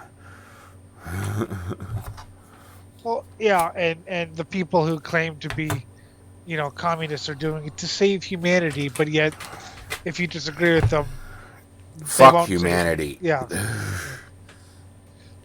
So that's a big problem. And of course, there's the old trope that the only true communist is the one communist that says that they're the true communist. Yes. I mean, if you're a communist, then that would be you.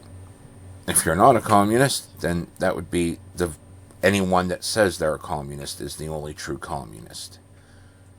Well, how many times have we had people, both on Facebook and on this show even, remember the Christmas episode? Oh, God. Well, they're not real communists. Exactly. That's why they're not real communists, because the person saying they're not real communists is the only true communist.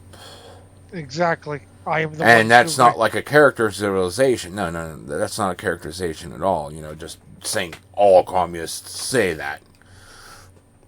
The reason all communists say that is it's true. That singular individual is the only true communist in their own mind. Yep. So it's. I mean, I was an anarchist. I was never a but I had no idea what anarchy actually meant. I thought that it would be the land of peace and love. Yeah, so did I. And that's why I had my doctrine of legalized murder. Yes. To bring about the peace and love before I realized within the same conversation how much bullshit it was. And here go how much bullshit utopian thinking was. Well, I still think we should legalize murder, but that's more just out of boredom. That's entirely for entertainment purposes only. Yeah. Remember the intro, kids? Remember the disclaimer? Just saying. Yeah, you might want to do this. Just keep that in mind. Yeah. I always have to, because I'm on a Discord and there's a kid who's like 16, and I always make jokes like, I just do what I do at 16, you know, smoke weed, sleep through class, and I was like, you ever seen the intro to our show? Don't take my advice on anything, because we are not role models. But if you do take our advice, good. You're making society better one person at a time. And I will talk out of my ass about everything. Well, yeah, we tend to do that too, but there's also, like, we're having actual honest discussion on top of it. Oh yeah, no, that's what I like about this show. We could go from silly to serious. We could go from an actual plan to, but let's legalize murder anyway for fun. Allegedly. Oh God, I didn't play it for you, but I sent you enough videos on it. Legacy of Kain. Oh yes. Such beautiful. Oh God, just take in a fucking world where predestiny is like rule. People attempting to have free will within it, and the struggle against, the predestined to have free will. See, at least in Curses, you can turn off the machine of predestiny. You could turn it to chance, and that's the only way to win the game. So you can actually miss that and lose the entire game because you didn't flip one switch. Yeah, well, that's your old school text adventure for you. I just gave away. Oops. Yeah, I love stuff like that. I mean, I blew it like twice before I realized that maybe I should have turned that big switch in that, in the room. But yes, so trying to have free will. Mm-hmm. Can a coin land on its edge? Meanwhile, you're taking advice from something you don't actually know is a giant squid monster. Mm-hmm. That was great when he realized who his god was. Yeah, your god's a giant squid. Now I shall consume your soul. It's like, okay, can my fate get any worse than this? Oh God, no. Can your fate get any worse than this? How about this for worse fate? You thought that the Fount of Wrath was on your side. When an upstart started, doing well, you declared war on this upstart. Now your army is broken. You're broken. You're still conscious and aware of the fact that you're being consumed by a cannibal. So not only has your god or fountain betrayed you, but you're being consumed as you're conscious. I think that's a pretty shitty fate. Yeah. God, that was my favorite ending. Just, is she still alive? Is she? Yes. Yes. Jump, jump, jump, jump, jump, jump, jump. Oh God. And I just started watching Overlord.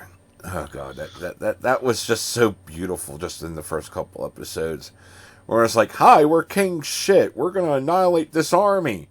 Wait a minute, who are you? Oh well, you're still a joke. Okay, you killed everything, all the summoned creatures I sent at you and are defending against all of our attacks. We're gonna summon the big gun now, and you're gonna fucking pay for everything you did, because I'm still king. Oh God, that went away in absolutely no time flat. What the fuck is this thing? Abandon hope now. Yeah, when your big gun gets wiped out, we were talking about, because I was talking about summoning a kraken in a text adventure, and so you had to save your friend's life or let him die, but saving him life would get you some points.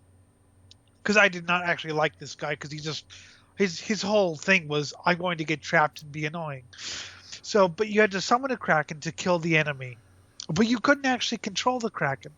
And the Kraken, if because it's by chance, this particular thing, it may just wipe out an entire town, or it might just kill who you want it to kill. You can't control this Kraken. Do you do it, or do you let the guy die? Well, I summoned the Kraken, and it wiped out an entire town.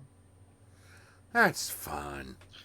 Of innocent people. Now, just imagine breathing on that Kraken and it disintegrating. Yes, that's pretty much Overlord. Yes, you told me. Yeah, it's like, okay, my entire spirit and soul's broken. Please, just don't let me die. You could destroy everything. Rape my God. I don't care. Just don't get... Oh, God, you're going to make this worse than death. Yep. So that's... And then, of course, there was the other time where I summoned a Kraken, or where I killed a Kraken, but it died, it crushed me. And then I went to Hades. And what's the first thing I did? Oh, yeah, I started pissing off the gods who were... One of them was already pissed off at me. So I started to piss off the Greek gods by, making fun of them. Because that's a smart thing to do. Piss off gods. Oh, yeah. And one of them was already... Because I entered his, his building when he didn't want me to enter. And he tried to kill me and couldn't. So, yep. But, yes, you were telling me about Overlord, but... You weren't telling me what it was, so I was like, what drugs are you on now? That's great. I was just remembering the early episodes and how So, I was pretty stupid, but I wasn't that stupid. Anarcha, everyone knows who Anarcha is, suggested in 2015 that I should do a show on drugs. Yeah, that's a dumb idea. Now, there's a reason why. Jim was getting ready to do a show, and I said, "Oh, I just ate an edible," and you were like, "Okay, no show tonight." Mm-hmm. Because that would be an idiotic idea. Yeah. I'll say like a beer or whatever is fine, but but you need to be like. I need to remind people of this tale. Okay. Me and my buddy went out. I think it was like. Neither of us had dates for Valentine's Day, so we just decided to eat acid or something along those lines. That's what you do, yes. And we were tripping hard, and we went back to his pad, and we had a camcorder I dug out of a dumpster, so we set it up and started recording us, and we were hoping to have, like, the great conversations that we always had while we were on drugs. Yeah, you guys have had it before. Mm-hmm. And we recorded like 2 hours of us having the best, most intellectual conversation that solved all the world's problems. Yeah, when you guys woke up the next day, you both were like, "We have this conversation, and we have it on tape. We can show and we the know world." the points, and we detailed each point we talked about, but we forget exactly what was said, but we knew we talked about it. And we unlocked all the mysteries of the universe in this conversation. And we played it back. It was 2 hours of us laughing at the stereo. Interrupted occasionally by, like, little non-sequiturs, like, her butt. And you listened to the entire 2 hours, right? We listened to the whole 2 hours. We said, some of it had to... Anything. Nope. Just 2 hours of us laughing at the stereo.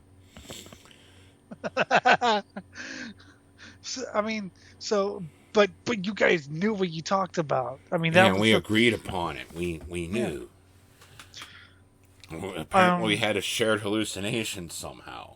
We had a guy. I don't think you were on this one, but he was high, and he stopped talking about 10 minutes into the episode because he started hallucinating that we were in a McDonald's and we had been abducted by aliens. That's a good time. Yeah, but it's not good for a show. It's not good for a show, no. Or the times where you've been drunk and I've entertained you with music.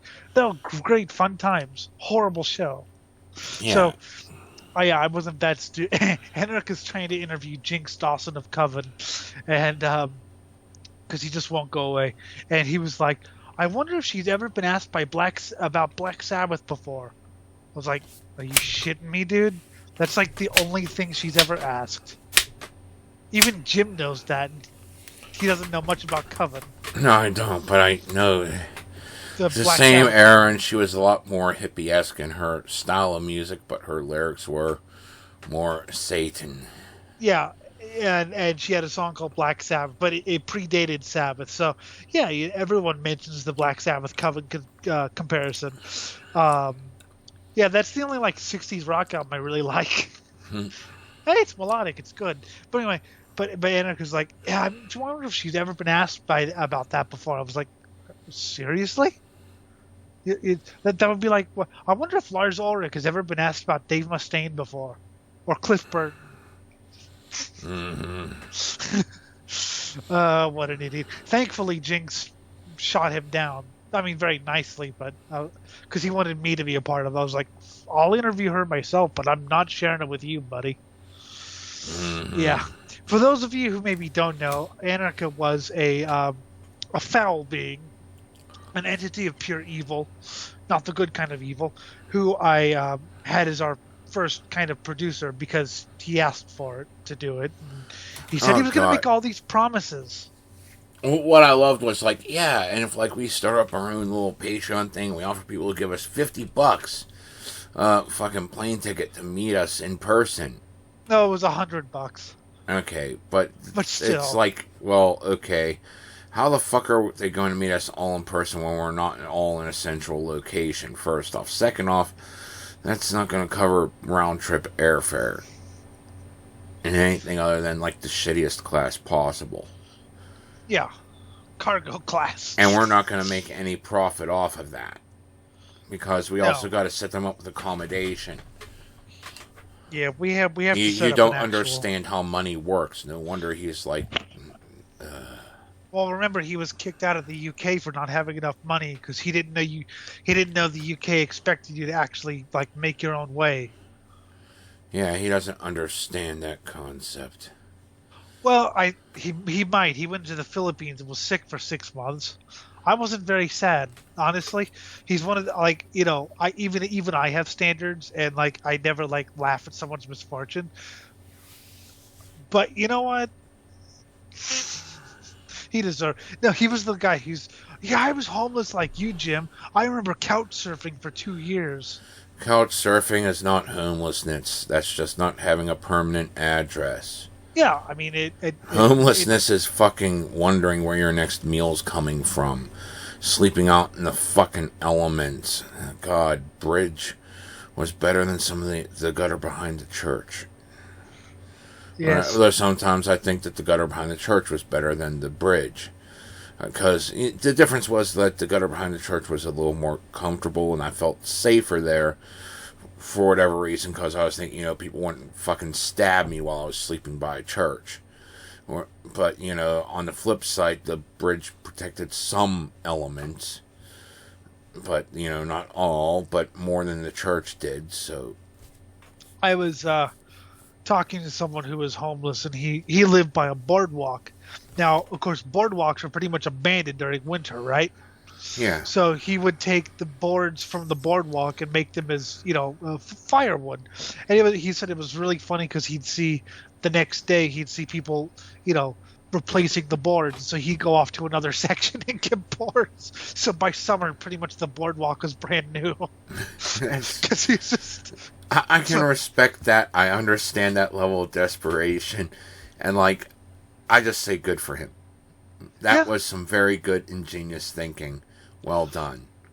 Unfortunately, he'd failed Boy Scout class. He tried to create a shelter, and he didn't realize that he needed a back for the shelter. So when he woke up, he was covered in snow. Yeah, that happens sometimes. But he survived. Eventually, it got so bad he entered rehab. Not because he was, on drugs. It's just it was a warm bed. Just like you entered the 12 Steps cult. Yeah, I had to do that because they had a free bunk. And I didn't know it was the height of the fucking recession, so it was like, I didn't know if I'd ever get a job again, so I figured, I'll sit there and just play off the fact that I did acid when I was a kid, even though I put it down the moment my daughter kicked for the first time. I stopped the partying and everything and got responsible. I'm just going to pretend that, that didn't happen so I'd have a bunk. Yeah, he lived, I think, like 9 months or whatever, and then he was like, you know what, I can't do this anymore. And so he went into rehab, basically. And he's gotten his life back together, but he still has, like I said, by summer, the entire boardwalk was pretty much brand new. Like I said, good for him. Yeah. I understand the desperation, and if it's snow-covered, you want to keep fucking warm. Yeah, he was resourceful. Mm-hmm. There was another story. He went to see his brother, I think, and he was like, dude, your feet are horrible. So he stole some shoes by, trying them on and walking out with them. Yes, I can understand that. So you see, out of all the shoplifting techniques we did, we never did the I'm trying on clothes thing. I'd be afraid. We would put like full outfits down our pants, but we didn't try it on, then walk out with it. See, I'd be afraid to now because everything has alarms and shit. Well, these things had alarms, but we knew how to snip them. King Fowley, I want to get King Fowley on here one of these days. From Deceased, he used to steal records from stores and deliver them to other stores, for a profit. So he would steal from like the mega store, deliver them to mom and pop stores, and the mom and pop stores knew what he was doing. They were like, "Hey, could you give me 50 copies of the new Metallica album? And by the way, here's a magnetic thing you could to interrupt the alarms." Oh, that reminds me of back in the day. See, especially after I got fucking busted myself, I tried stealing a mini cassette recorder so I'd have something for college. So I was planning on going to college, and I got busted trying to steal it. But I became the ultimate decoy. And one of the times I went in as a decoy,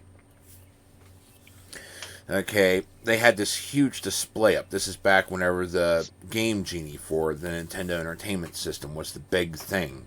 You could finally cheat any way you want with your video games. Well, this huge display that was just like a pyramid of them stacked up in front of the store. So I went and lured everyone's attention, making it look like I was shoplifting, and going in the back, and while everyone was following me, and no one was paying attention. Because you looked big, mean, and scary. Yeah. My other pal, I was big, mean, scary, wearing a painted leather jacket with spikes and huge fucking hardcore scumbag look.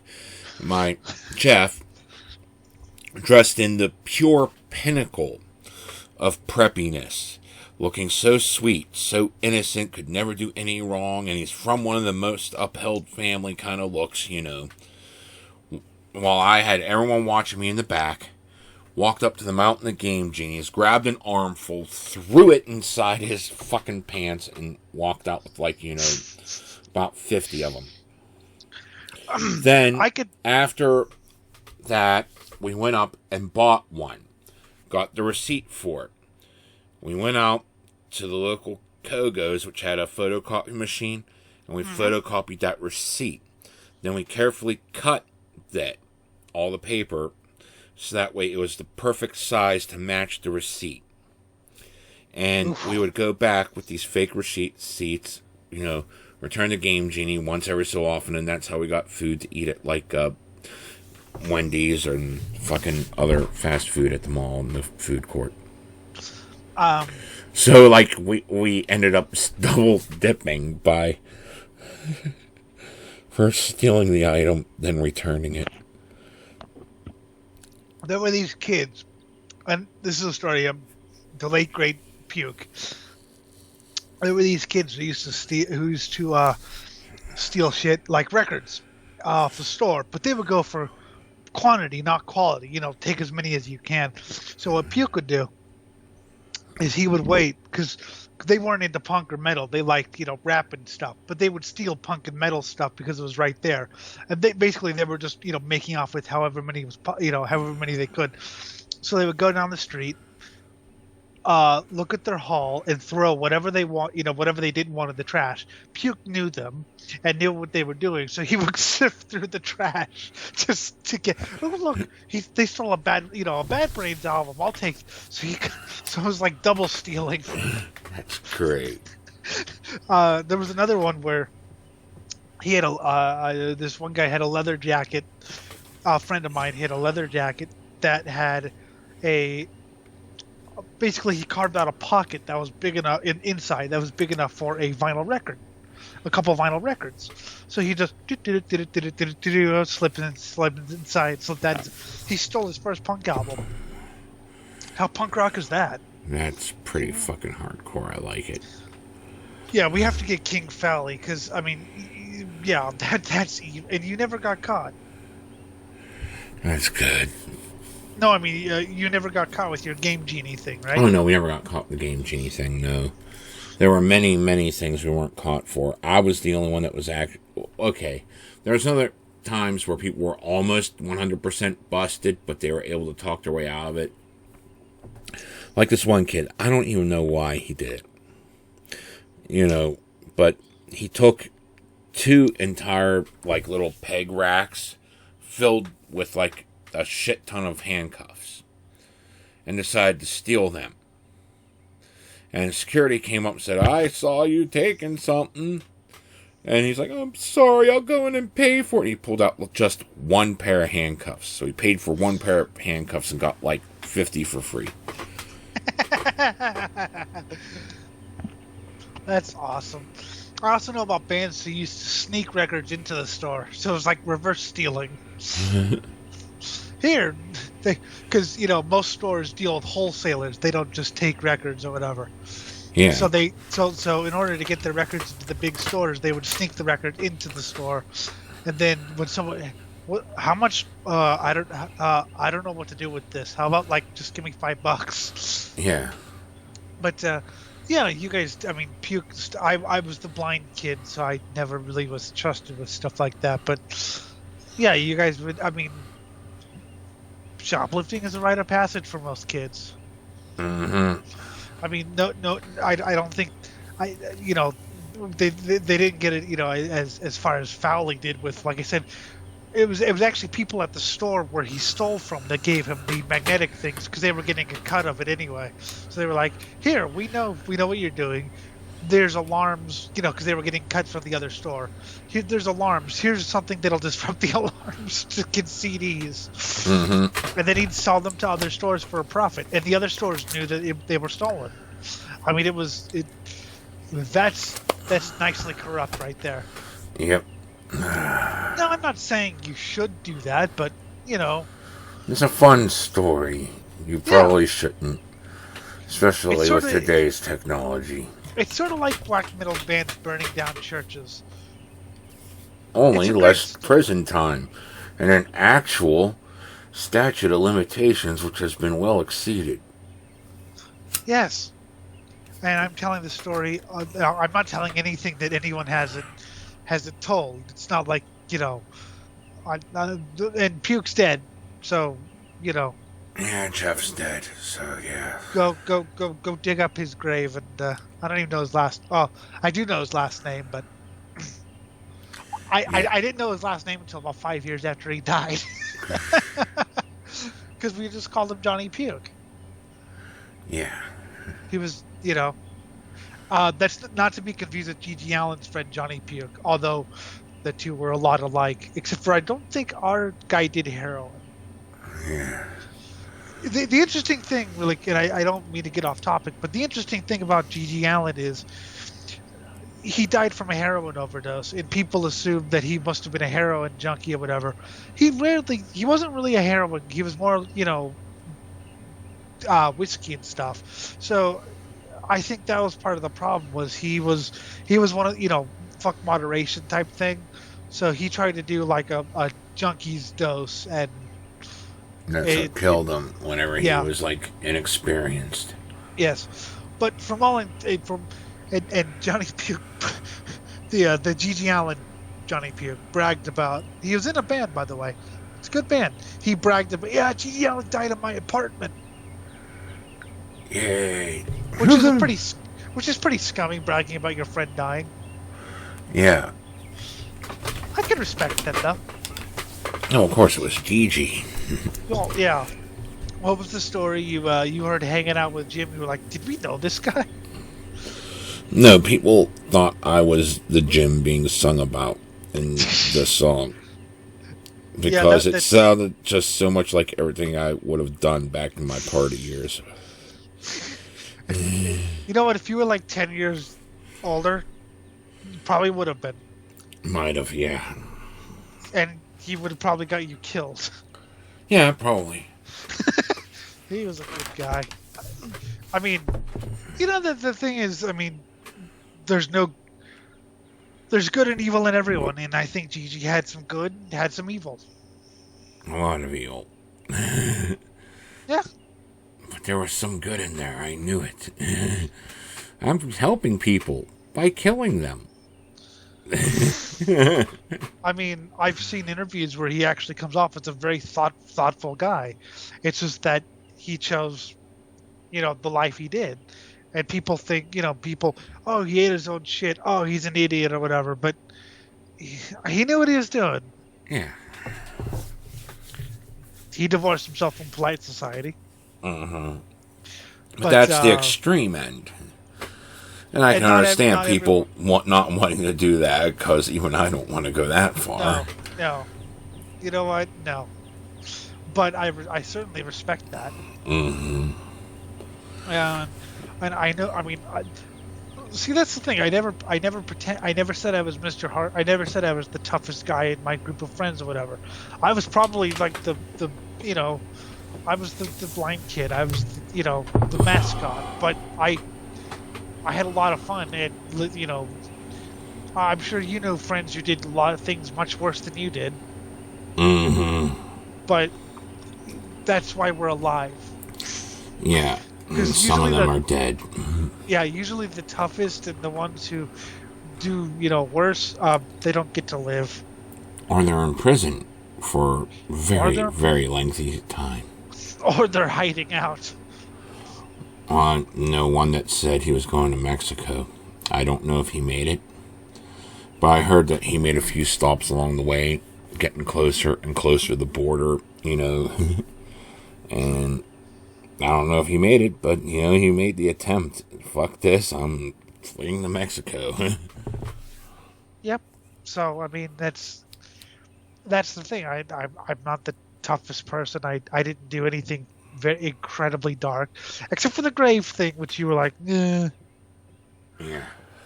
Even you said you wouldn't have done the grave thing. Mm-hmm. Hey, Puke wanted to own a human spine. I mean, I understand, but,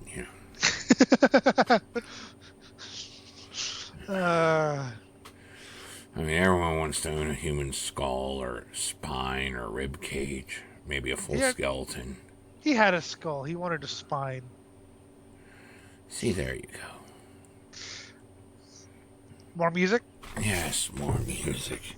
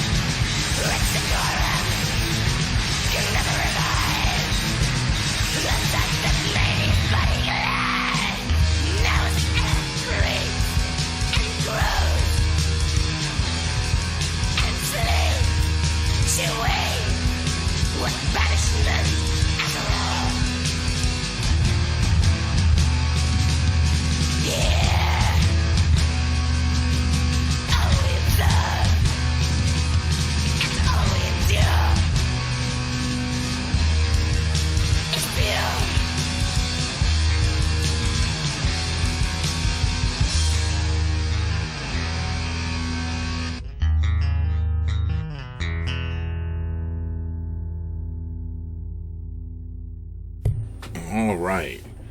That first one was Anthrax with Soldiers of Metal. Hello? Okay. Yes, Anthrax, Soldiers of Metal from the Armed and Dangerous EP. Also, a single called Soldiers of Metal. That was, if you can believe it, the first Anthrax song I ever heard. And now you know I was so disappointed. Yeah. Because... Because... Well, because it was really good. Yeah. And the next one was Adorier with Beyond the Distant Blue. From the Like Cutting the Sleeping album. Anyone who says that women in like metal or whatever is recent, that was the 90s. And I love how vicious she sounds. She sounds like she's about to go for your throat. Yeah, and then we had Darketta from even long before that, early 90s. Yes. Demonic Christ. Yeah. And that's the thing with polite society these days. Because the most visible part of it right now. Back in my day, it was the fucking satanic ritual abuse scare. That was polite society's big thing about casting people out and their cancel culture and all that. And, these days it's all about, everything's sexist, everything's racist, and that's the cancel culture of today. And if you want to go even further, you have Girl Skull and Bitch from the early 80s. Yes, which are two great bands. I love Girl Skull. They're female Motorhead. So, but yes, well, you had a little experience with these Satanic Panic. Yeah, I was the satanic baby killer of Jeanette, PA. Which is a small town, from what I understand. Yeah, I mean, it's bigger than some, smaller than most. Well, yeah, but what I mean is, so it has a small town mentality. So you listen to big, scary music, and people didn't understand it. So they. And the funny part was there were even metalheads before me, but like for some reason I was the one that got branded. But that was fine with me. I just folded my fingers, went and people stopped bullying me. What was the story? Something about you having a portal to hell in your backyard? Yeah, well, the thing was they kept thinking I was sacrificing infants to Satan, burying everyone and all the corpses in the backyard. Years later, when my dad's house went up for sale, no infant corpses were found. So the legend shifted from me burying in my backyard to me opening a evil vortex directly to hell to hand the infants directly to Satan. Which, if I had the power to open an evil vortex to hell, you'd think I would have been bullied at all in high school. Somebody who heard an earlier telling of that is like, wow, an Oblivion-style portal? He wishes he was that cool. Yeah, I know. Like I said, if I could have opened a portal like that, I would have never been bullied. No. And he wouldn't be here right now. You'd be like off on some horrible demonic hellscape, conquest. Which would be beautiful and glorious. Yes. You now get to torture these souls. Good. Satan comes up to you, Jim, we're running out of beer. Go buy some on Earth. God damn it. Yeah, Jim wishes he was that cool. So do I, because that would be... But that's Can I come and party? That's just your polite society bullshit there, They gotta have some sort of weird... Everything's gotta be flawless, because if it's different and flawed, then, like, blah, blah, blah. Dear God, that's why we have such a plague of Mary Sues and shit in literature today, because I have to make the perfect person. Oh, wait, I forgot to give them a flaw. I'll give them one thing, but, like, it won't actually be a flaw. There was an author, I think she's still writing, but she's changed her name, who wrote children's books. Well, they were meant for children, but they weren't actually... It's confusing.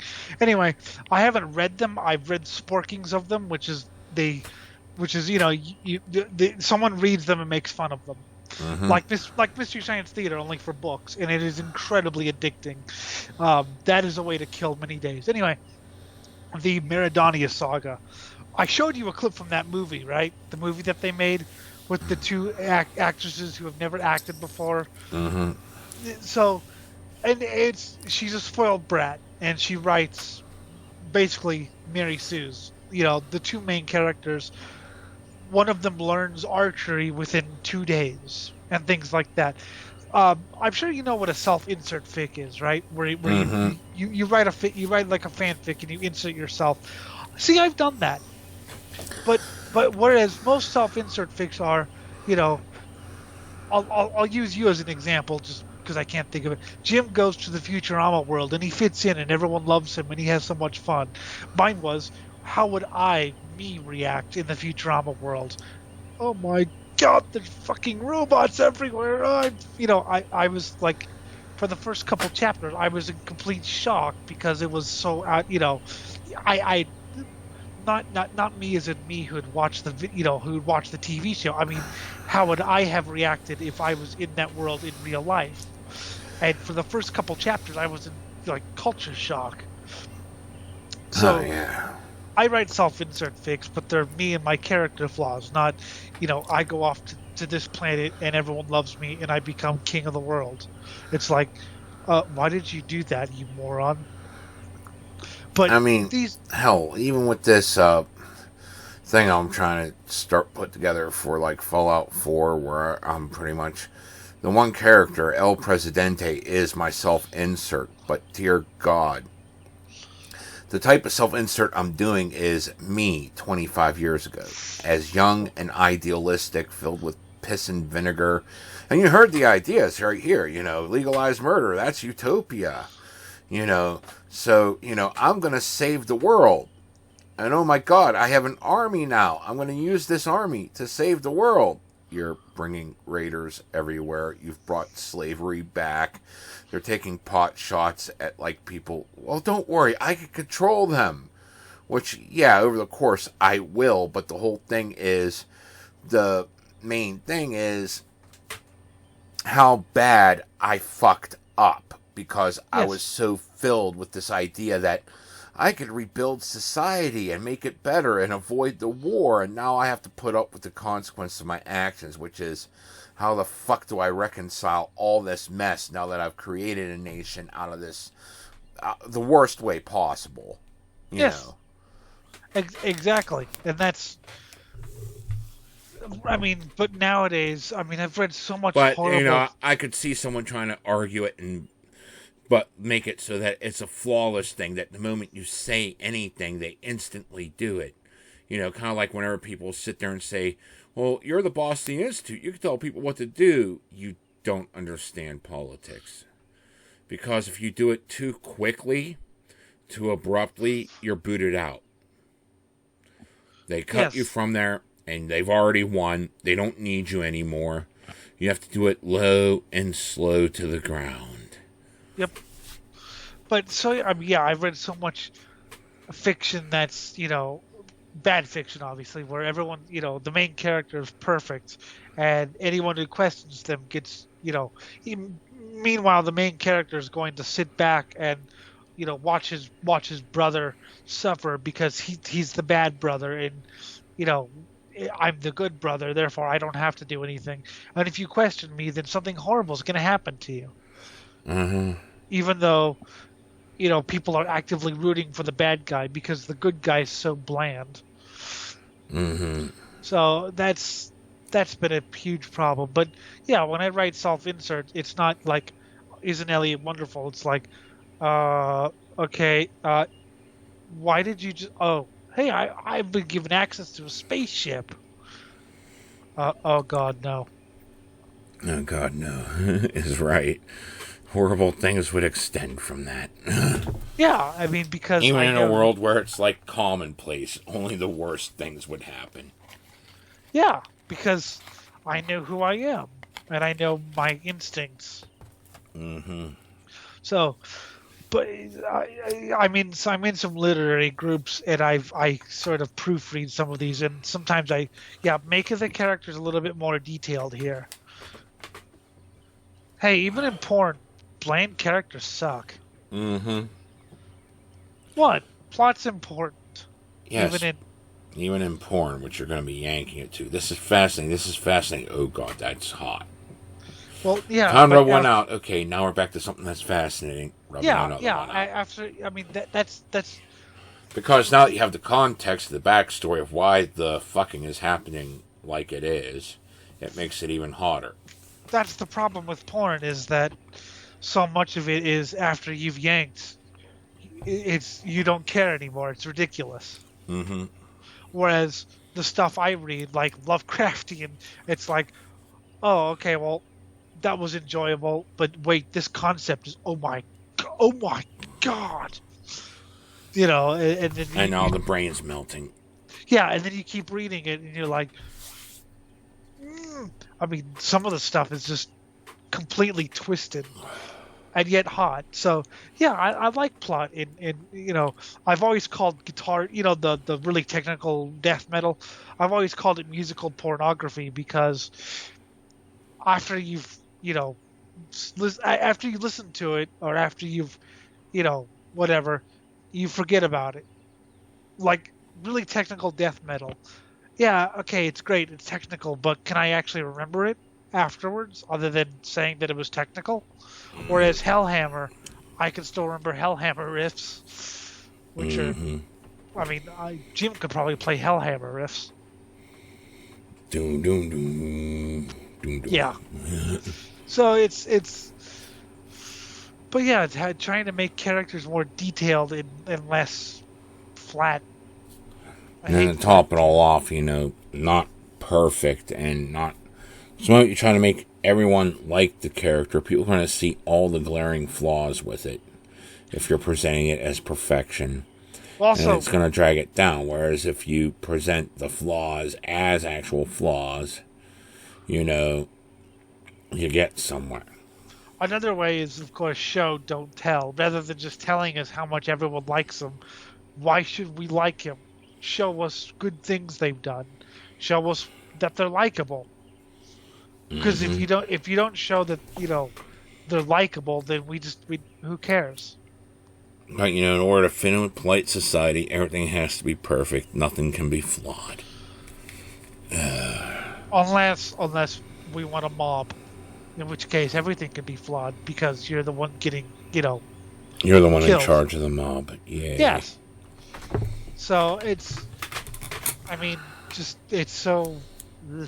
the double standard's horrible. Mm-hmm.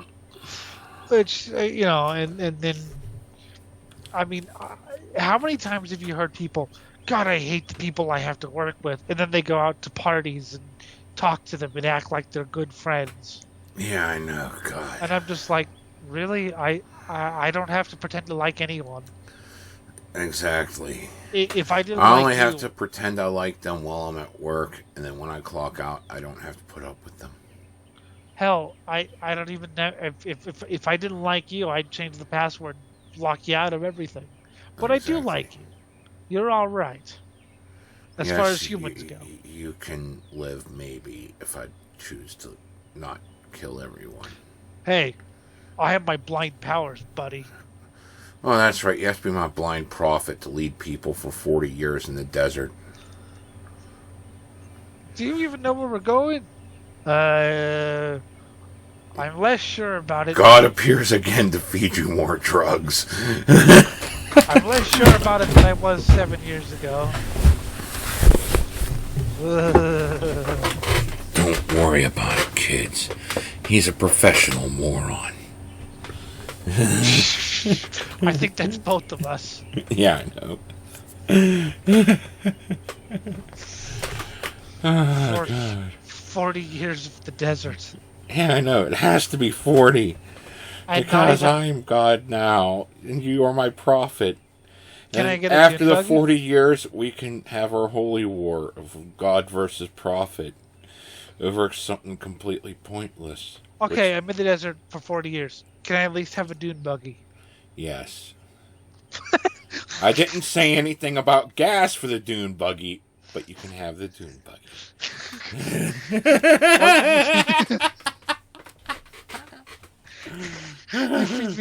You feed me enough drugs. Wait. It won't matter. You'll be sitting in the dune buggy, bouncing it up and down. It's not going anywhere, but you're okay with that. Boy, but then I'm like, did you guys enjoy that huge ride I took you on? What ride? You know, the ride, it was like... We stayed here for 3 years while you were just going, wee! Hey, as long as I think I did it. Meanwhile, I'm experiencing, like... Wee! Wow, we just got chased by a rattlesnake. And it was like 6 stories tall. Yeah. Okay. Blindly follow the blind prophet. Puke had a good story about acid. Obviously, Jim, you know what Disneyland is. Yeah. Even though you've never been. Yeah. The pink girl, you know, the one who beat him up all the time. Uh-huh. She wanted to go to Disneyland, and so he went on acid, and he went on the Alice in Wonderland ride. And he said that a 50-foot tall Alice popped out of the ride and told him to follow her and join her army. Join her army. So he's trying to get up.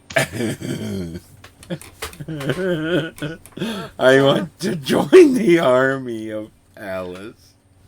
So you can't. And meanwhile, everyone else is going, "Why is he? I have to join." She's 50 feet tall. Oh God, that's glorious. That is. That is just pure glory right there. Remember, kids, don't do drugs. This is why. Holy shit, she's 50 feet tall. But Join I'm not me. going to judge you if you do. I'm just saying, because that's like a legal disclaimer thingy. Yeah. So anyways, this is how fun they can be while they destroy your life. She's 50 feet tall, and she's telling me to join her. Uh-huh. So he tried to get up from the ride. Oh, man. I don't think he lasted much longer at the park. I think he was sort of vibed out. Uh-huh. But, yeah. 50 feet tall. Oh my God! That was another thing about whenever I was cleaning toilets the first time I was eating acid. There was this one retarded guy that was working maintenance too. And every time he'd show up while we were, helping the guy get his work done, I'd hear this fanfare play. And for some reason I thought the fanfare was real, but the guy was a hallucination. See, kids, this is what happens. Don't do drugs, allegedly. Allegedly, yeah. Wait, so you're fake, but the music is real? Yes, that's the way my mind worked. The best one I ever had was they were watching a nature show, and I thought I was the Wolverine. I am the Wolverine. But I didn't, it wasn't like I got aggressive or whatever. I just would tell, I am the Wolverine. How you doing? I am the Wolverine.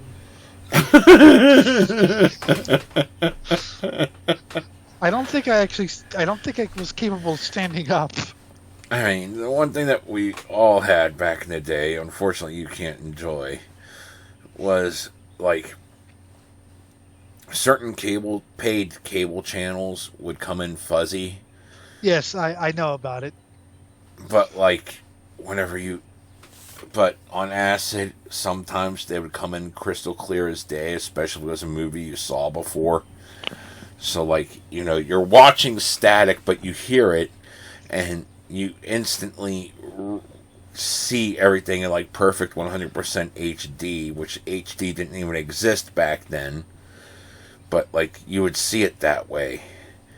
Meanwhile, you're watching the static channel. Yeah, that's just vaguely playing the movie that you could kind of almost make out as it flips around and does weird colors, and even has a little crackling sound that you don't even hear.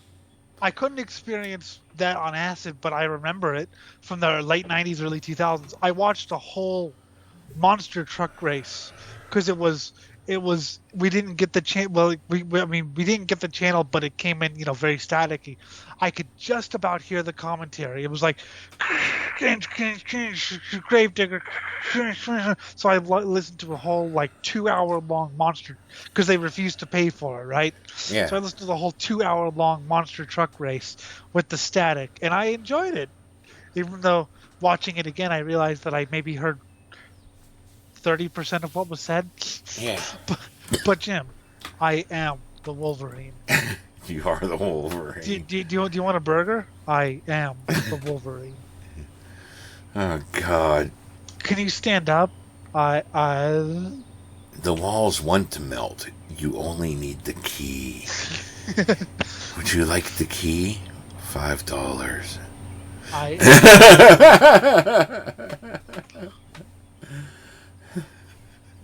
So yes, that was, and of course, I mean, when I was on pod when we were playing it, I felt everything in the game. Like whenever they're they're in the building, I was like, oh holy shit, run!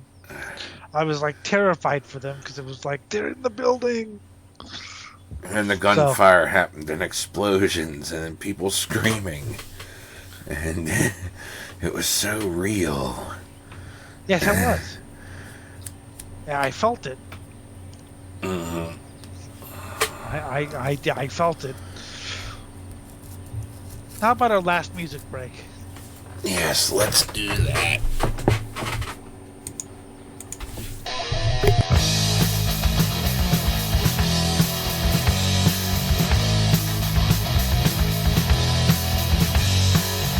Through the jungle by the river Styx, I've journeyed long and far this day, lurking shadows in the parapets will never make me turn away. Darkened city veiled in crimson mist, entombed in time without decay. Never thought it would be like this. It feels like I'm living inside a dream, but my mind tells me I'm lost in the crowd. Lost in the crowd. Lost in the crowd. Lost in the crowd. Now I know what it's like to be inside the city, out the dead. All I think of is breaking free from all the spells came to my head, sword and axe on my destiny.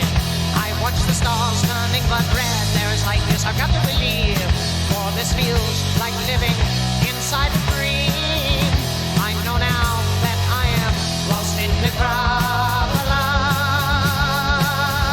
Lost in the crowd. Lost in the crowd. Lost in the crowd.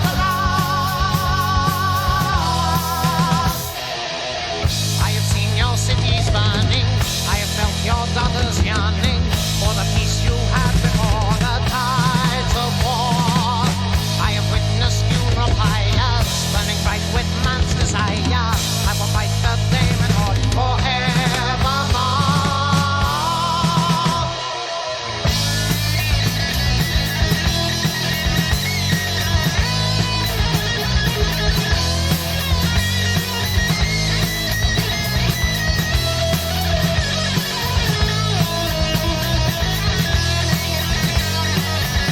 Worlds full of mysteries that men have never seen before. Magic lives in all dynasties.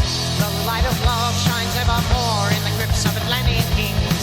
I found what I was looking for. Magic right in evolution seed. I know it's like living inside a dream, but don't you ever get lost in the crowd. Lost in the crowd. Lost in the crowd. Lost in the crowd. Lost in the crowd. Lost in the crowd.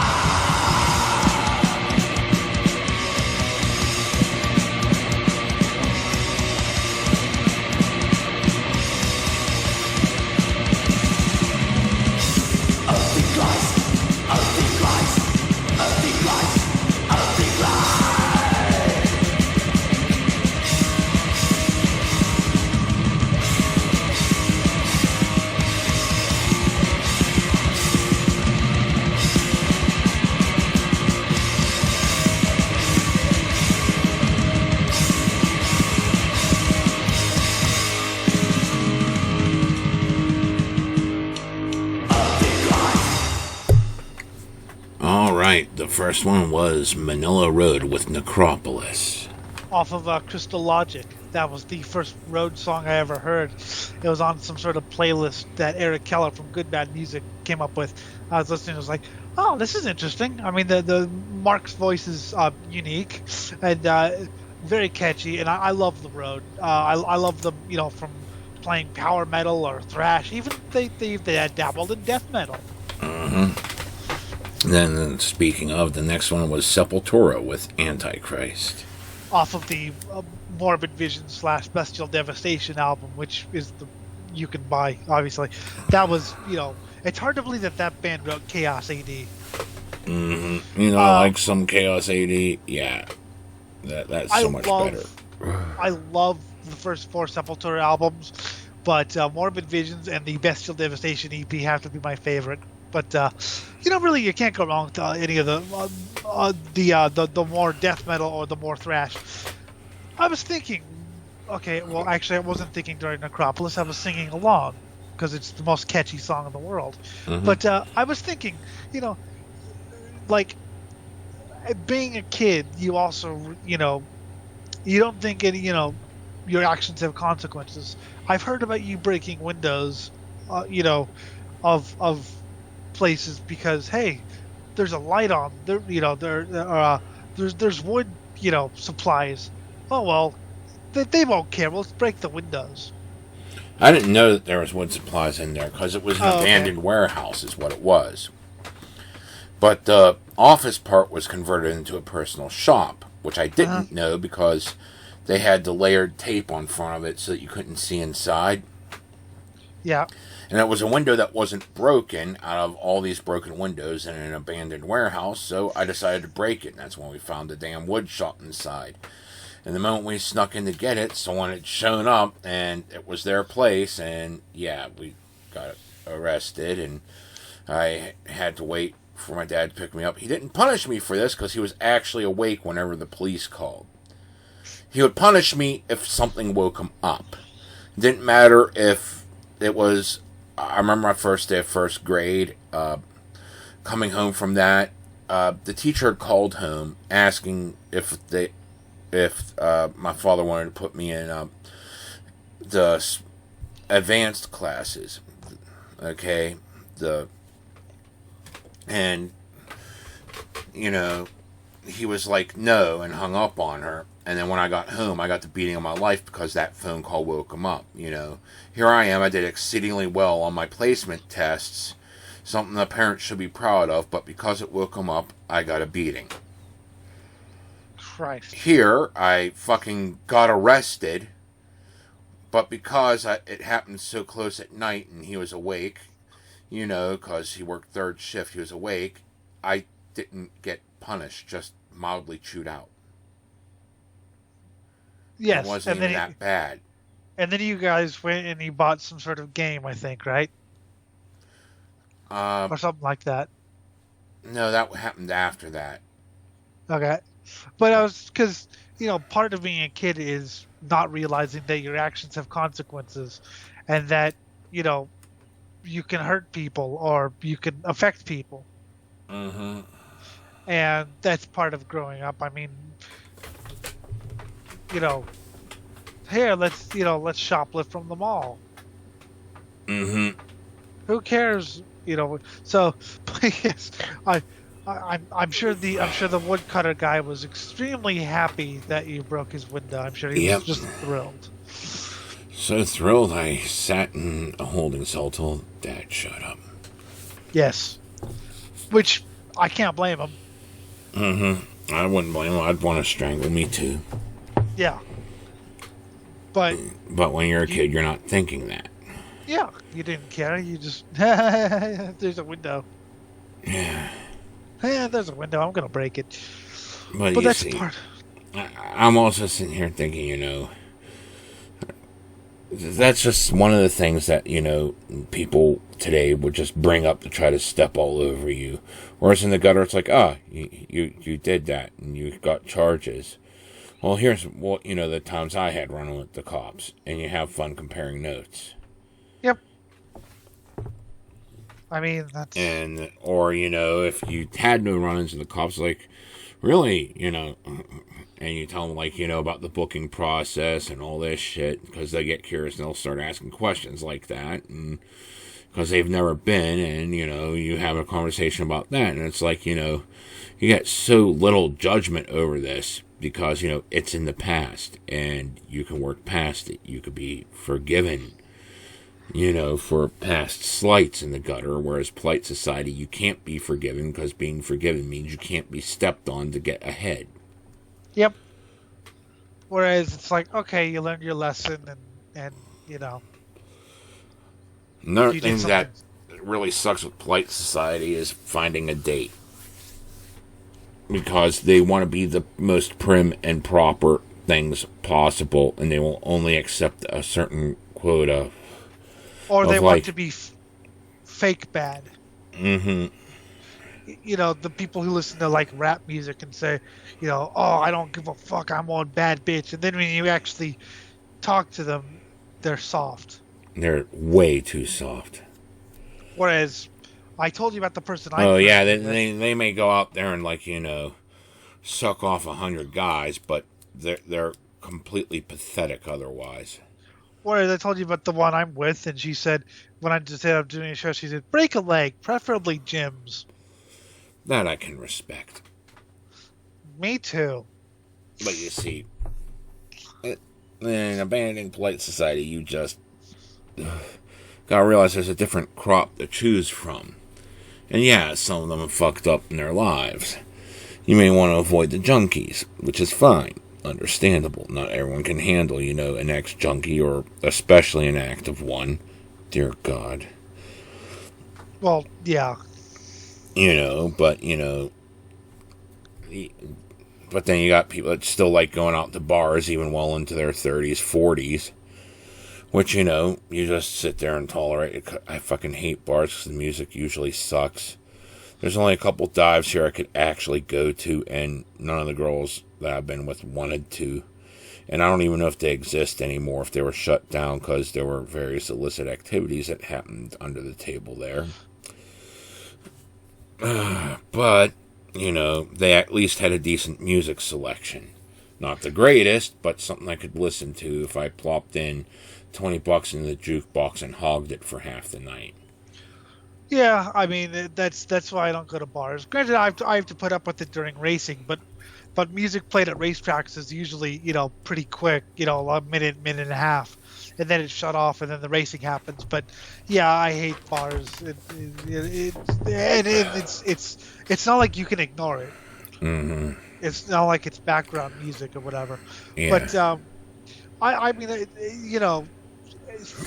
I mean, and I've had, I told you about the girl I thought was totally cool, and I thought she was sort of one of us. She said she was kind of punk or whatever, and I showed her the show, and she said she was afraid of you. And then she read the sampling of the autobiography I was working on and became terrified and ran away. Yeah, and then she stopped talking to me. Which, good. That filtered out a weak one, and that's something you really got to worry about here. It's not so much that you want to seek this perfection.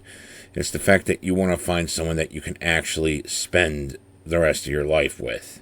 Yes, but what I love is that she said, she was trying to be this like party girl or whatever, and this rocker party girl, going to all the clubs, and she said she was afraid of you.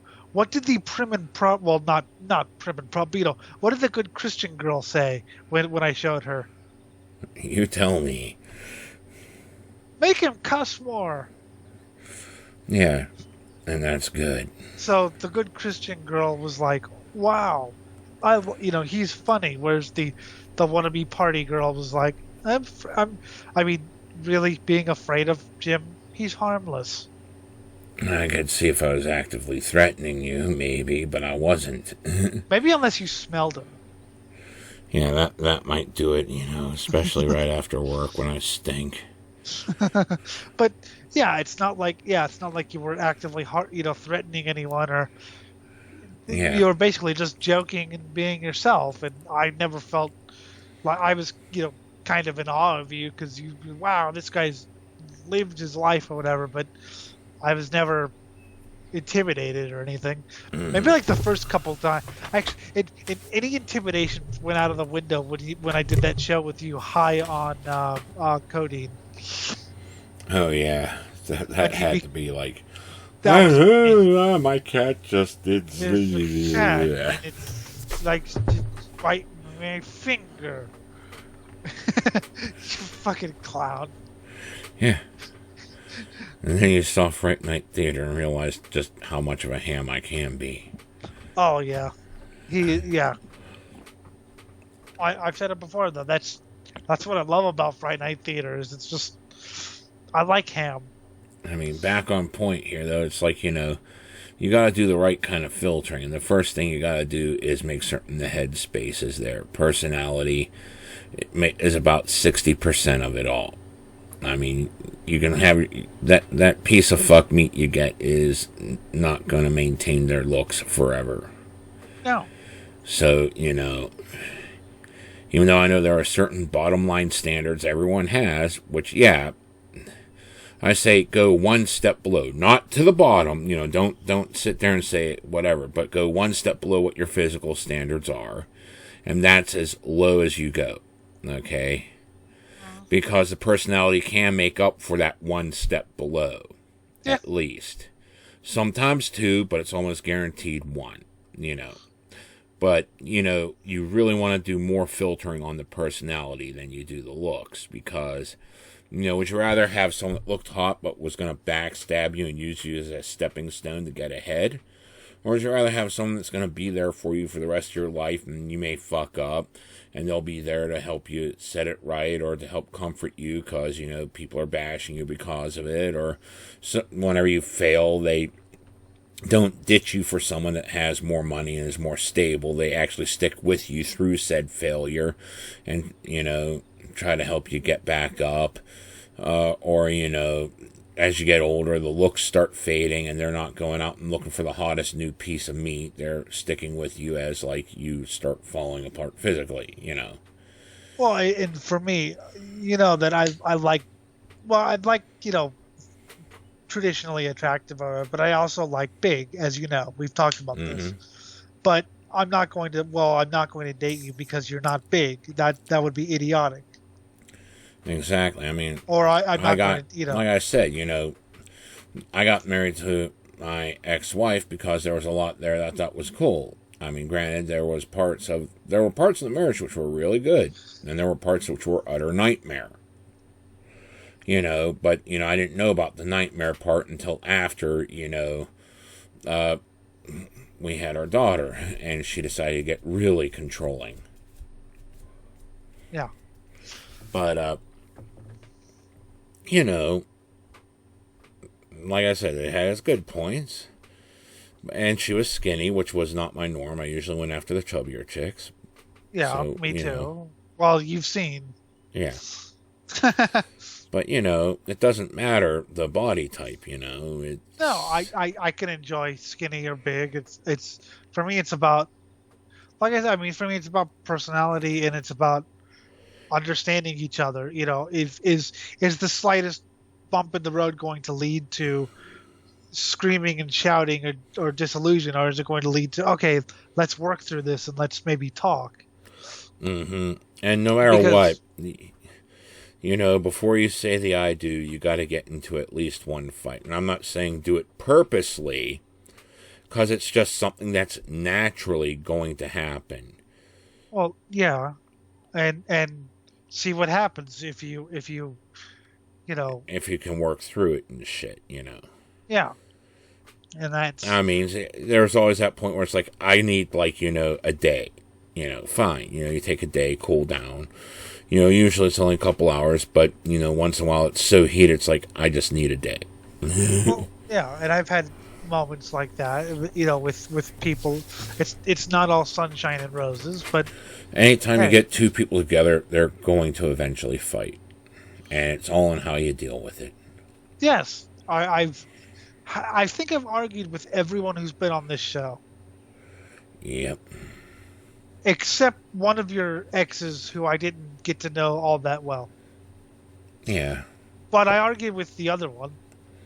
Mm-hmm. Not like in a goddamn it, how dare you thing. It was a difference of opinion, and we talked about it. You know, there was a little bit of argument, but we didn't. But I've pissed you off. I've argued with everyone else who's been on this show, so it's bound to happen. Mm-hmm. And of course, you've pissed me off before. Yeah, you've pissed me off. I mean, like, shut the fuck up already. This is all part of these interpersonal relationships, and of course, in forming any relationships, you gotta take a goddamn chance.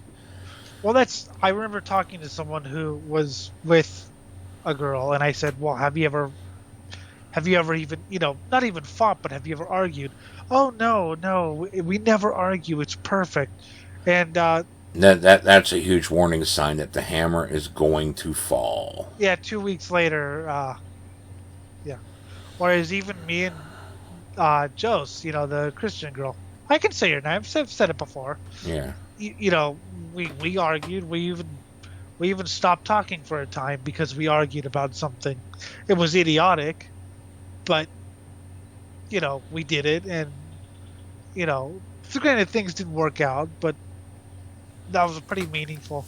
Whereas the other one who read your story, and then rather than saying that's disgusting, please never send that to me again, which fine, if you don't want to read Jim's shit, then just tell me you don't. But she was, no, I can handle it. Mm-hmm. And then rather than saying, you know what, that's disgusting, she just, you know what, I don't want to talk to you anymore. And I was like, really? Okay. Weed out the week. Yeah. See, when Joss left, I was actually like, kind of broken. But when the girl left, I was like, hey, Jim, guess what happened? Yeah, my writing's that good. That made me take pride. I scared a potential girlfriend away. Well, and I didn't even do anything other than write something. That's good writing, then. I mean, I jokingly called you an asshole, but, that I had to. But, yeah, I was like, Jim, you'll never guess what happened. You scared someone away. That's good. Oh, well, yeah, if I mean, that's... I mean, the one thing I've noticed is every time that, people date, and throughout their entire dating process, they never got into an argument. The moment they say I do, or the moment a kid gets involved, all of a sudden the hammer comes down and one of them goes completely bullshit controlling, sometimes downright fucking abusive on even physically, and that's why I see that as a huge red flag. Because I've seen it happen time and time again. We've never argued, not even once. It's just so perfect. Then, oh my God, why am I leaving the house with two black eyes? Here's a story. So, a former friend turned, anyway, Zach Black, I atheistic Satanist who I kind of liked and respected until I found his true colors. Mm-hmm. He basically had so I guess in his younger days he was with a girl and they never fought, never. Okay. Mm-hmm. It turned out that this girl was a lesbian and she wanted a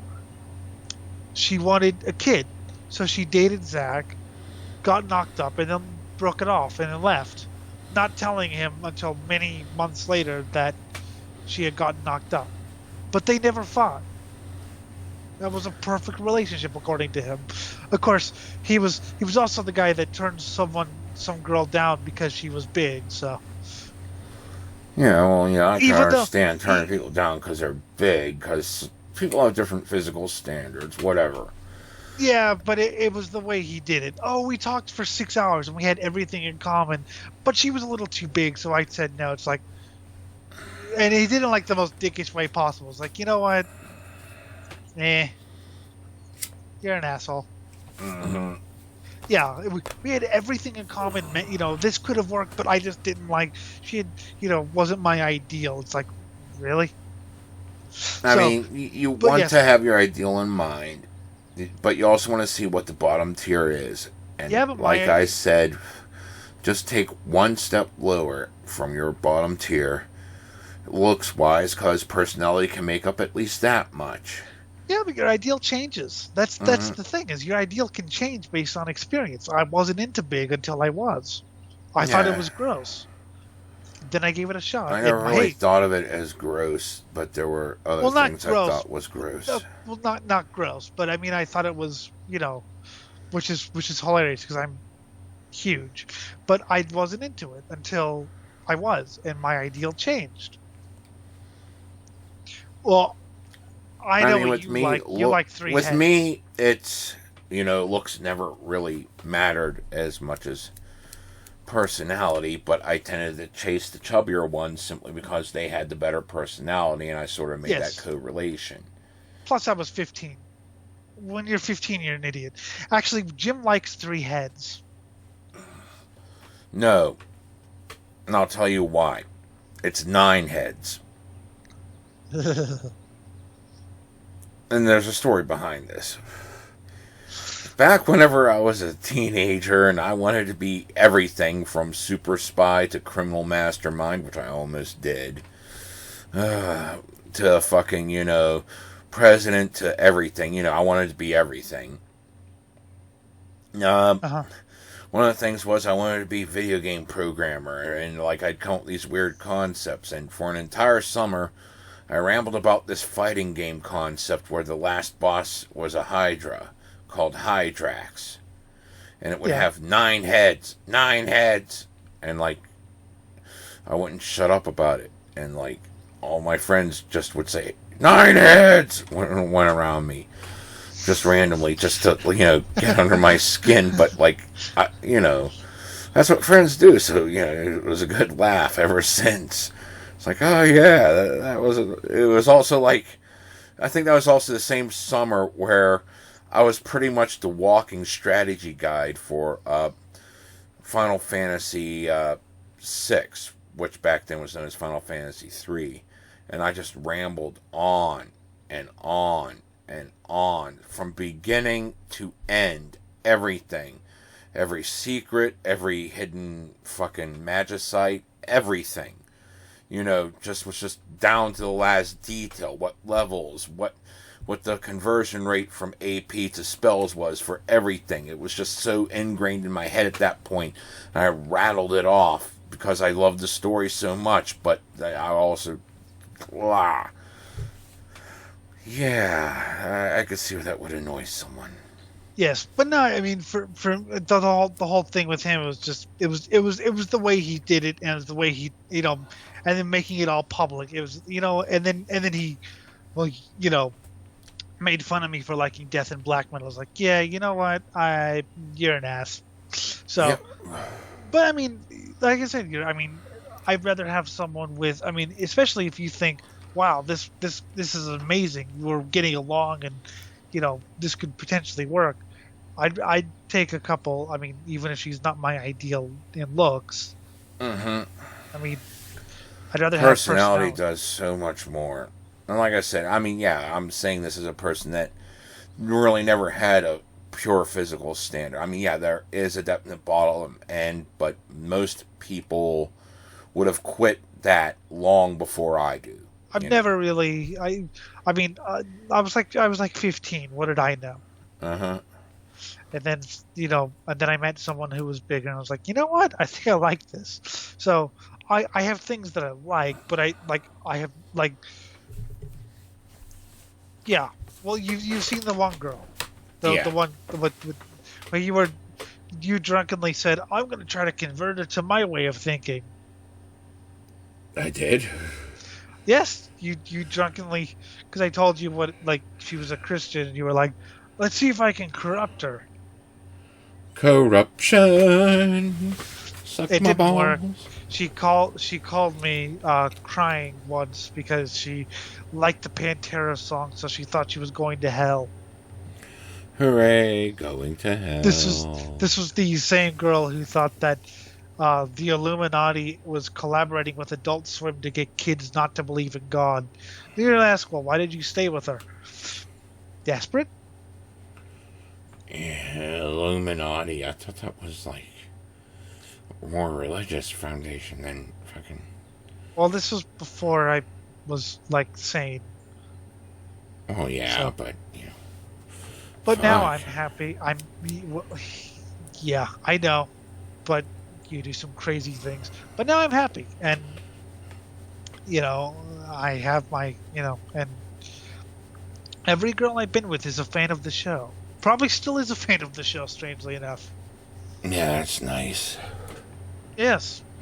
I can't stand him, but I like the show. Yeah, we shit on everything, and the universe is always doomed. Yes. But, yeah, I think that, it's all just, yes, we shit on everything. But people are so hung up on looks or fake personality. I mean, like I said, you look at the rappers who talk about how crazy they are and how evil they are and how they don't care and how bad they are. And then you talk to them. Oh, yeah. Well, this is a thought I had. What? Oh, God. Mm-hmm. It's whereas you talk to someone who, hey, you have a carcass picture on your Facebook page. How you doing? Not even knowing what the picture is, just knowing it looks like a serial killer thing. Yeah. You're cool, and that's a lot more meaningful than, So you just never know. Take a chance, is what I'm saying. You gotta take a chance, but you also gotta do some filtering to make certain you're associating with the right people. Yes, don't date someone who thinks that the Illuminati are conspiring with Adult Swim to get kids not to believe in God. That's the wrong type of crazy. Yeah, and on that note... And on that note, this has been the Swine Brothers Show, episode 184. You can contact us for questions and comments and death threats at cosmicgodsdie@gmail.com. Facebook is at SwineBros666. And please like, comment, subscribe, and share. Mm-hmm. Especially if you hate us. Yes. For the Jim, I have been the Alien. See you later, folks. And happy 4th of July. Happy 4th of July. Celebrate the liberation and love of our nation by blowing up a small piece of it.